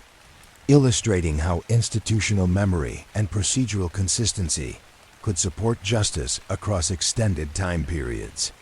The laboratory's work extended beyond individual case analysis to include systematic research that improved forensic techniques and supported policy development for law enforcement agencies throughout the region. Research projects examined the effectiveness of different evidence collection methods, the reliability of various analytical procedures, and the statistical interpretation of forensic evidence that would be presented to juries and judges. Forensic technician Michael Rodriguez had specialized in trace evidence analysis, using microscopic examination and chemical testing to identify fibers, paint chips, glass fragments, and other microscopic materials that could connect suspects to crime scenes or victims to perpetrators. His work required patience and attention to detail that transformed minute physical clues into comprehensive analytical reports suitable for legal proceedings. The Trace Evidence Laboratory contained sophisticated microscopes and spectrometers that could identify the chemical, composition, and physical characteristics of materials too small to be visible to the naked eye. Rodriguez's analytical reports documented not only the presence of specific materials, but also their significance within the context of criminal investigations, providing information that helped investigators understand how crimes had been committed and whether physical evidence supported or contradicted witness testimony and suspect statements. Case number 987231 had involved a hit-and-run vehicle accident where paint transfer evidence from the victim's clothing had been the only physical clue available to investigators. Rodriguez's analysis of microscopic paint chips had identified not only the color and type of automotive paint, but also the specific manufacturer and model, years of vehicles that used that particular paint formulation. The paint analysis had narrowed the search from thousands of potential vehicles to fewer than 200 cars registered within the metropolitan area, allowing investigators to focus their efforts on a manageable number of suspects. The subsequent investigation had identified the responsible driver, who had been prosecuted for vehicular manslaughter based partially on the forensic evidence that connected his vehicle to the fatal accident. The forensic analysis had required weeks of detailed laboratory work that involved comparing the unknown paint sample to extensive reference collections maintained by automotive manufacturers and paint suppliers. Rodriguez's report documented not only the analytical results, but also the statistical probability that the paint evidence could have originated from sources other than the suspected vehicle. But the case had also illustrated the human dimensions of forensic analysis, as Rodriguez had worked closely with the victim's family to explain the scientific procedures being used and to provide realistic expectations about the timeline and likelihood of identifying the responsible driver. The forensic evidence had ultimately provided the closure that the family needed while supporting the legal accountability that the community required. The laboratory's ballistics section, supervised by senior firearms examiner Patricia Santos, analyzed weapons and ammunition evidence from violent crimes throughout the region. The section's work involved test-firing seized firearms and comparing the resulting ballistic evidence with projectiles and cartridge cases recovered from crime scenes, using microscopic analysis to identify unique markings that could definitively link specific weapons to criminal acts. The ballistics laboratory contained specialized equipment for safely test-firing firearms in controlled conditions that allowed recovery of undamaged projectiles and cartridge cases for comparison purposes. The microscopic comparison process required extensive training and experience in recognizing the individual characteristics that made each firearm unique, even among weapons of identical manufacture and model. Case number 013456 had involved a series of armed robberies where the perpetrator had used what appeared to be the same handgun in multiple crimes. Santos's ballistics analysis had confirmed that projectiles recovered from 3 different crime scenes had been fired from the same weapon. providing evidence that connected the robberies and supported charges against a suspect who had been identified through other investigative methods. The ballistics evidence had been crucial for prosecution because it demonstrated a pattern of criminal behavior that supported enhanced sentencing under repeat offender statutes. Santos's testimony during the trial had explained the scientific basis for ballistics identification while presenting the evidence in terms that allowed jury members to understand the significance of the microscopic markings that connected the suspect's weapon to multiple crimes. The laboratory's work required constant attention to quality control procedures that ensured analytical accuracy and prevented errors that could compromise criminal investigations or legal proceedings. Each analytical section maintained detailed protocols for evidence handling, instrument calibration, and result verification that met or exceeded standards established by professional organizations and accreditation agencies.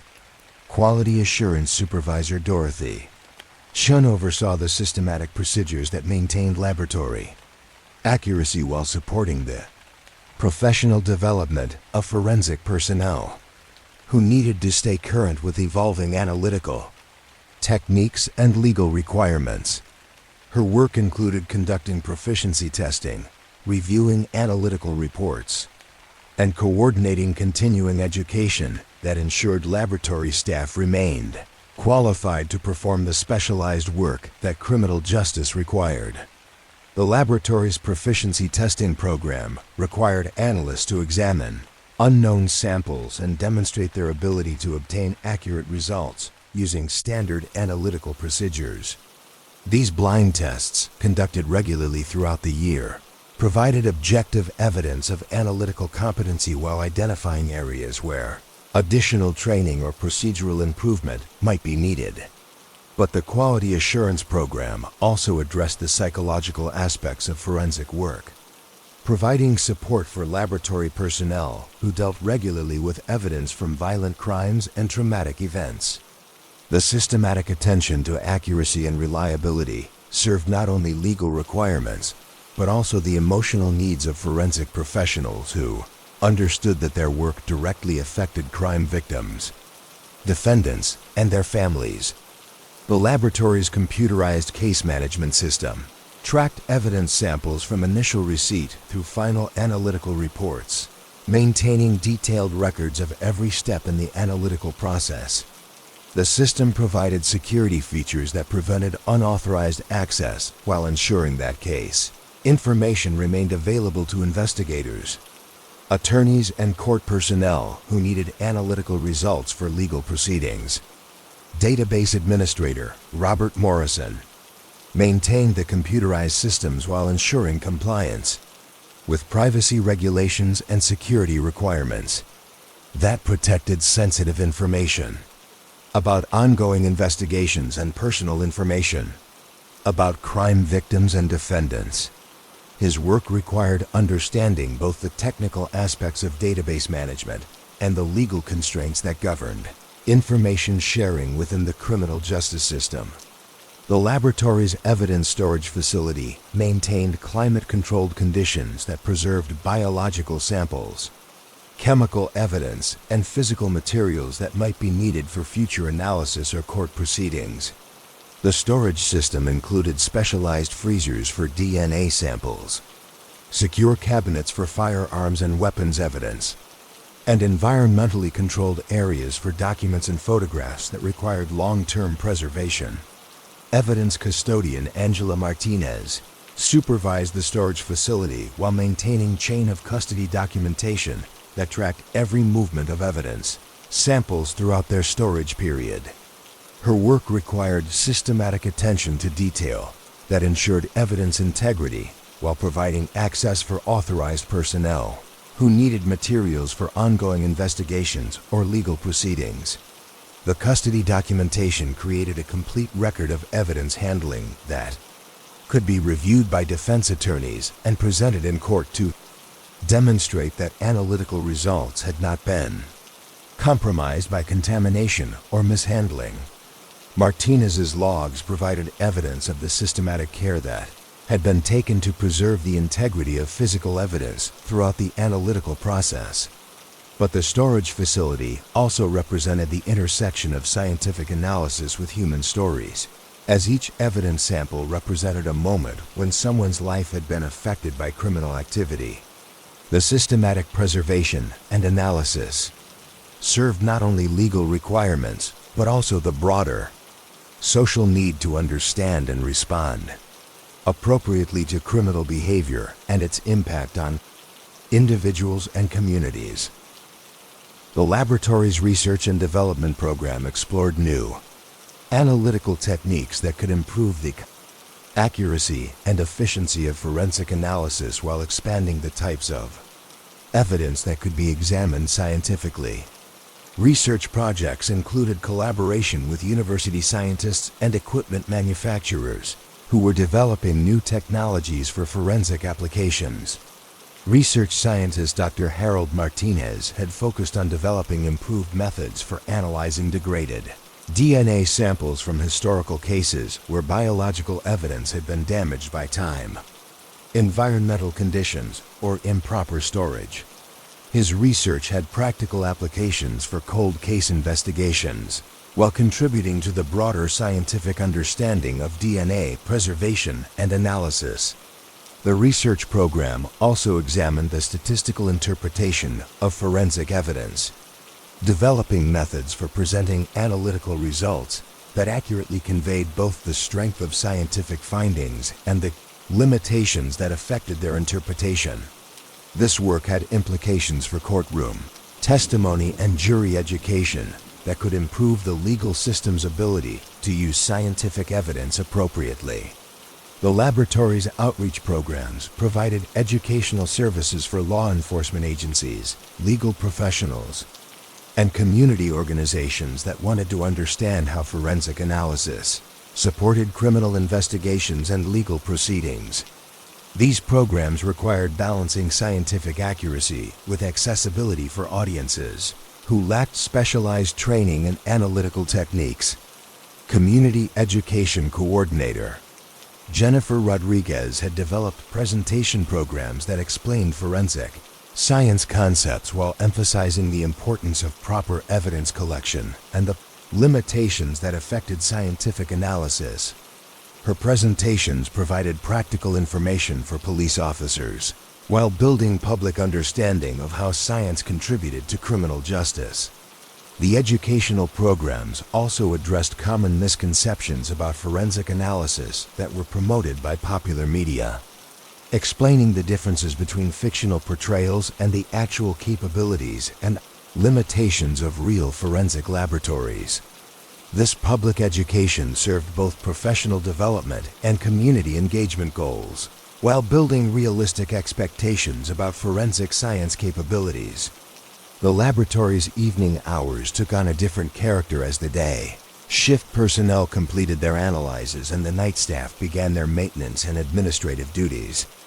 The building's specialized environmental systems continued operating to maintain optimal conditions for evidence preservation and analytical equipment, creating a steady background hum that characterized the laboratory's continuous operation. Night Supervisor Maria Santos oversaw the evening shift while monitoring the computerized systems that tracked analytical progress and equipment status throughout the night. Her work ensured continuity of laboratory operations while providing security for evidence samples and analytical equipment that are EQUIRED constant environmental protection. The quiet hours provided opportunities for equipment maintenance, database updates, and administrative tasks that supported the laboratory's analytical work without interfering with the concentration that complex scientific procedures required. The evening shift also processed urgent cases that required rapid analytical results for ongoing investigations or court proceedings. In the gentle glow of laboratory lighting and the steady rhythm of environmental systems, the forensic facility continued its patient work of transforming microscopic evidence into scientific truth, supporting the broader system of justice through careful measurement, systematic analysis, and the quiet dedication of professionals who understood that their work connected individual cases with the larger human need for truth, accountability, and the careful application of scientific knowledge to the eternal challenges of justice and community safety. The Victim Services Center occupied renovated Victorian house on a tree-lined street 3 blocks from the courthouse. Its residential setting chosen deliberately to create an atmosphere of safety and comfort rather than the institutional formality that characterized most criminal justice facilities. The building's warm lighting, comfortable furniture, and carefully chosen artwork created an environment where crime victims could begin the difficult process of recovery while participating in legal proceedings that required their testimony and cooperation. Center Director Dr. Margaret Walsh had supervised victim advocacy services for 14 years, developing programs that balance the immediate needs of crime victims with the longer-term support that recovery required. Her approach emphasized empowerment and choice, allowing victims to participate in their own healing process while providing the practical assistance they needed to navigate the complex systems of law enforcement, medical care, and social services. The center's main reception area was designed to feel more like a comfortable living room than a government office, with soft couches arranged around low tables that held magazines, tissue boxes, and informational brochures that explained victims' rights and available services. Natural light from large windows illuminated spaces where victims could wait for appointments without feeling exposed or institutionalized. Victim advocate Sarah Chun worked primarily with survivors of domestic violence, providing crisis intervention, safety planning, and long-term support that helped women and children escape abusive relationships while rebuilding their lives in safer circumstances. Her office contained a small desk and several comfortable chairs arranged to facilitate conversation rather than formal interviews, with emergency supplies discreetly available for victims who arrived with only the clothing they were wearing. Chun's work required understanding both the psychological dynamics of abusive relationships and the practical resources that domestic violence survivors needed to establish independent lives. Her advocacy involved coordinating with law enforcement, housing agencies, employment services, and child care providers to create comprehensive support networks that addressed the multiple challenges that victims faced when leaving abusive partners. Case number DV-04234 had involved a 32-year-old woman named Maria Santos who had contacted the center after her husband's arrest for domestic assault. Santos had been reluctant to cooperate with prosecution efforts, fearing retaliation and concerned about the financial impact of her husband's potential incarceration on their 3 young children. Chun's advocacy had focused on providing Santos with accurate information about legal protections and support services while respecting her autonomy to make decisions about her own participation in prosecution proceedings. The advocacy process had required weeks of careful relationship building that allowed Santos to develop trust in the system and confidence in her own ability to protect herself and her children. The domestic violence advocacy had included safety planning that helped Santos identify warning signs of escalating violence and develop practical strategies for protecting herself and her children during dangerous situations. The safety plan had covered everything from identifying safe places to stay during emergencies to establishing code words that could signal danger to friends and family members. But the advocacy had also addressed the emotional aspects of recovery from domestic violence, providing Santos with counseling referrals and support group opportunities that helped her understand that the abuse was not her fault and that she deserved to live without fear of violence. The psychological support had been crucial for helping Santos develop the confidence necessary to participate in legal proceedings and make the difficult decisions required for establishing a safer life. Center's crisis intervention services operated 24 hours a day, providing immediate response to victims who had just experienced traumatic crimes and needed emergency assistance. Crisis counselor Jennifer Rodriguez was available for after-hours calls and emergency hospital visits, providing emotional support and practical assistance during the first critical hours after violent crimes occurred.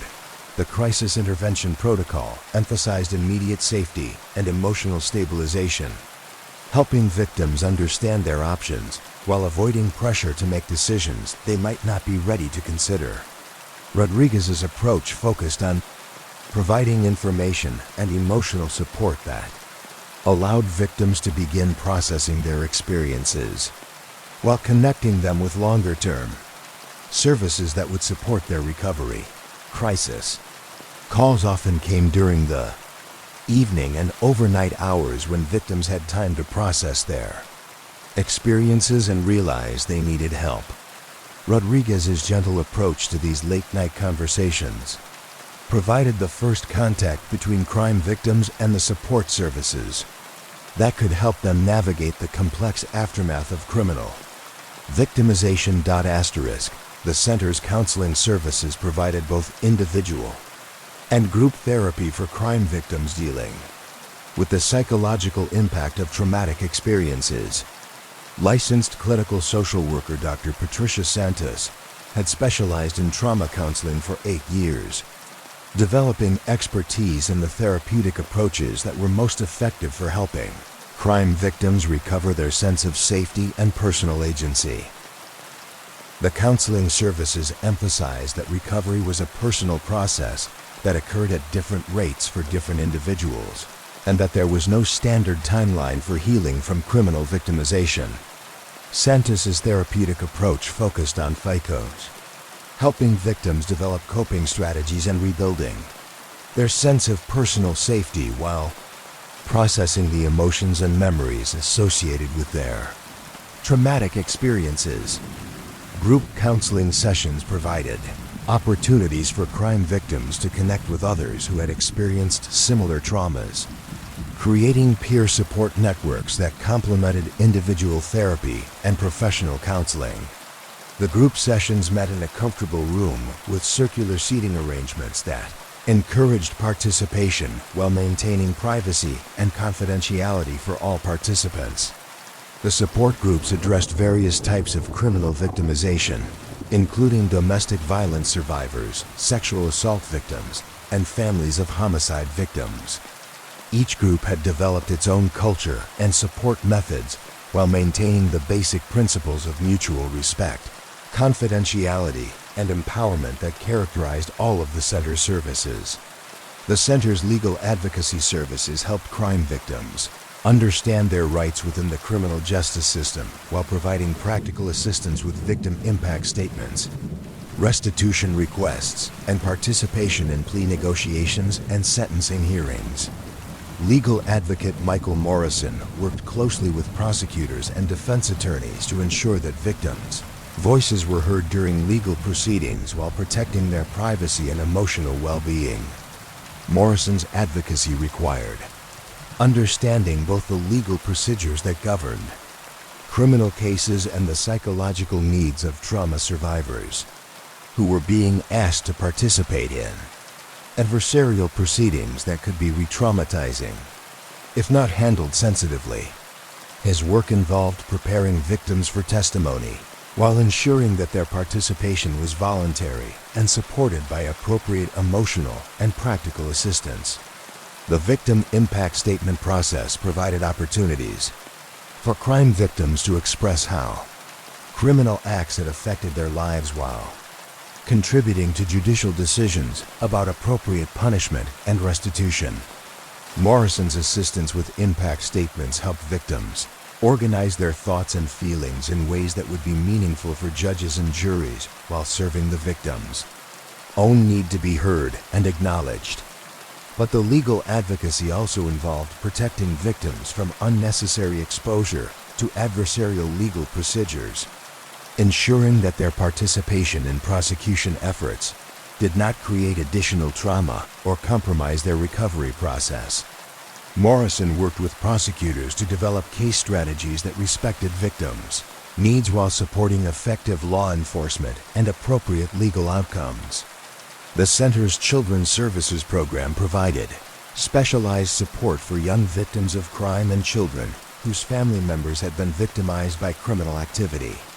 Children's advocate Angela Martinez had developed programs that used play therapy, art activities, and age-appropriate counseling to help children process traumatic experiences while maintaining their emotional development and educational progress. The Children's Services area was designed specifically for young clients, with child-sized furniture, toys, books, and art supplies that created a comfortable environment for therapeutic activities. Martinez's work required understanding both the developmental needs of children at different ages and the specific ways that criminal victimization affected young people's psychological and social development. Case number CVO5187 had involved a 7-year-old boy who had witnessed domestic violence between his parents, experiencing trauma that affected his sleep patterns, school performance, and social relationships with other children. Martinez's intervention had provided play, therapy that allowed the child to express his fears and confusion while developing coping strategies that helped him feel safer at home and school. The Children's Services had required coordination with school personnel, child care providers, and pediatric medical professionals who were also working to support the child's recovery and development. Martinez's advocacy had ensured that the child's therapeutic needs were understood and accommodated by all the adults in his life while protecting his privacy and avoiding stigmatization. The play therapy sessions had used dolls, drawing materials, and storytelling activities that allowed the child to express emotions and experiences that were difficult to verbalize directly. Martinez's therapeutic approach had focused on helping the child understand that the violence was not his fault and that adults were working to create safer conditions for him and his mother. The Center's Elder Services Program addressed the specific needs of elderly crime victims, who often faced unique challenges related to physical vulnerability, social isolation, and financial exploitation that required specialized advocacy and support services. Elder Advocate Robert Chung had developed programs that addressed both the immediate needs of elderly crime victims and the systemic factors that made older adults particularly vulnerable to certain types of criminal activity. Elder abuse cases often involved complex family dynamics and financial exploitation that required careful investigation and intervention, strategies that protected elderly victims while addressing the underlying relationships and circumstances that had made abuse possible. Chun's advocacy required understanding both the legal protections available to elderly victims and the social services that could provide long-term support for independent living or appropriate care arrangements. The Center's financial advocacy services helped crime victims access restitution payments, victim compensation funds, and other financial resources that could help them recover from the economic impact of criminal victimization. Financial advocate Dorothy Martinez worked with insurance companies, employers, and government agencies to ensure that victims received all the financial assistance they were entitled to while navigating the bureaucratic processes that these programs required. Many crime victims experienced significant financial hardship as a result of medical expenses, lost wages, property damage, and other costs associated with criminal victimization. Martinez's advocacy helped victims understand their options for financial recovery, while providing practical assistance with applications, documentation, and follow-up that ensured they received appropriate compensation. The financial advocacy also addressed the longer-term economic impact of criminal victimization, helping victims develop budgets and financial plans that accommodated their changed circumstances, while working toward economic stability and independence. This work required understanding both immediate crisis intervention and longer-term financial planning that supported victims' overall recovery goals. The center's community education programs provided information about crime prevention, victim services, and bystander intervention that helped community members understand how to support crime victims while reducing their own risk of victimization. Community educator Jennifer Walsh had developed presentation programs for schools, businesses, religious organizations, and civic groups that provided practical information while building community awareness and support for victim services.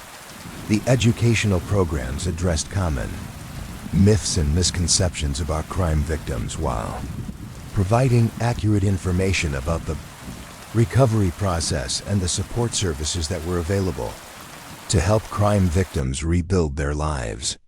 Walsh's presentations emphasized that anyone could become a crime victim and that community support was crucial for effective recovery and crime prevention.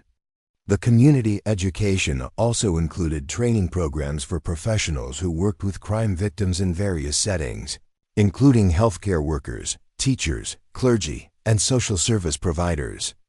These training programs provided information about trauma responses, appropriate referral procedures, and supportive communication techniques that could help professionals provide better services to crime victims they encountered in their work. The center's volunteer program recruited and trained community members who wanted to contribute to victim services through direct service, administrative support, and fundraising activities. Volunteer coordinator Maria Rodriguez supervised a program that included crisis hotline operators, court companions, childcare providers, and administrative assistants who expanded the center's capacity to serve crime victims throughout the metropolitan area. The volunteer training program provided comprehensive education about victim services, trauma responses, and appropriate boundaries that ensured volunteers could provide effective support while maintaining their own emotional well-being and professional standards. Rodriguez's supervision included ongoing support and continuing education that helped volunteers develop their skills while processing the emotional challenges of victim advocacy work. The Court Companion Program provided volunteers who accompanied crime victims to legal proceedings, offering emotional support and practical assistance that made participation in prosecution efforts less intimidating and isolating.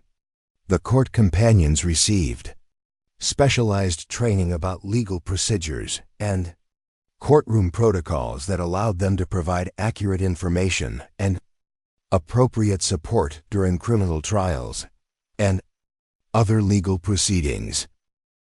The center's evening hours provided opportunities for support groups, counseling sessions, and advocacy services that accommodated victims who worked during regular business hours or who felt safer accessing services during quieter times when fewer people were present in the building.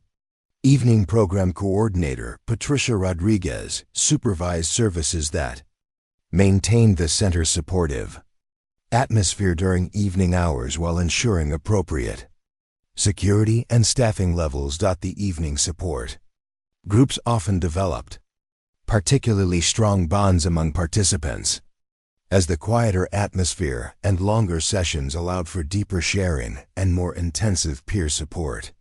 Rodriguez's facilitation emphasized safety and confidentiality, while encouraging the natural healing processes that occurred when crime victims were able to connect with others who had experienced similar traumas. Center's physical environment was carefully maintained to preserve the residential atmosphere that distinguished it from other criminal justice facilities. The building's original architectural features were preserved and enhanced with comfortable furnishings, soft lighting, and artwork that created spaces where healing could occur naturally, and clients could feel valued and respected throughout their recovery process. In the gentle rhythm of therapeutic conversation and the quiet dedication of advocates who understood that recovery required time, patience, and respect for individual choices, the Victim Services Center embodied the criminal justice system's commitment to healing as well as punishment. to supporting those who had been harmed while working toward the community safety and personal empowerment that represented justice in its fullest and most compassionate sense.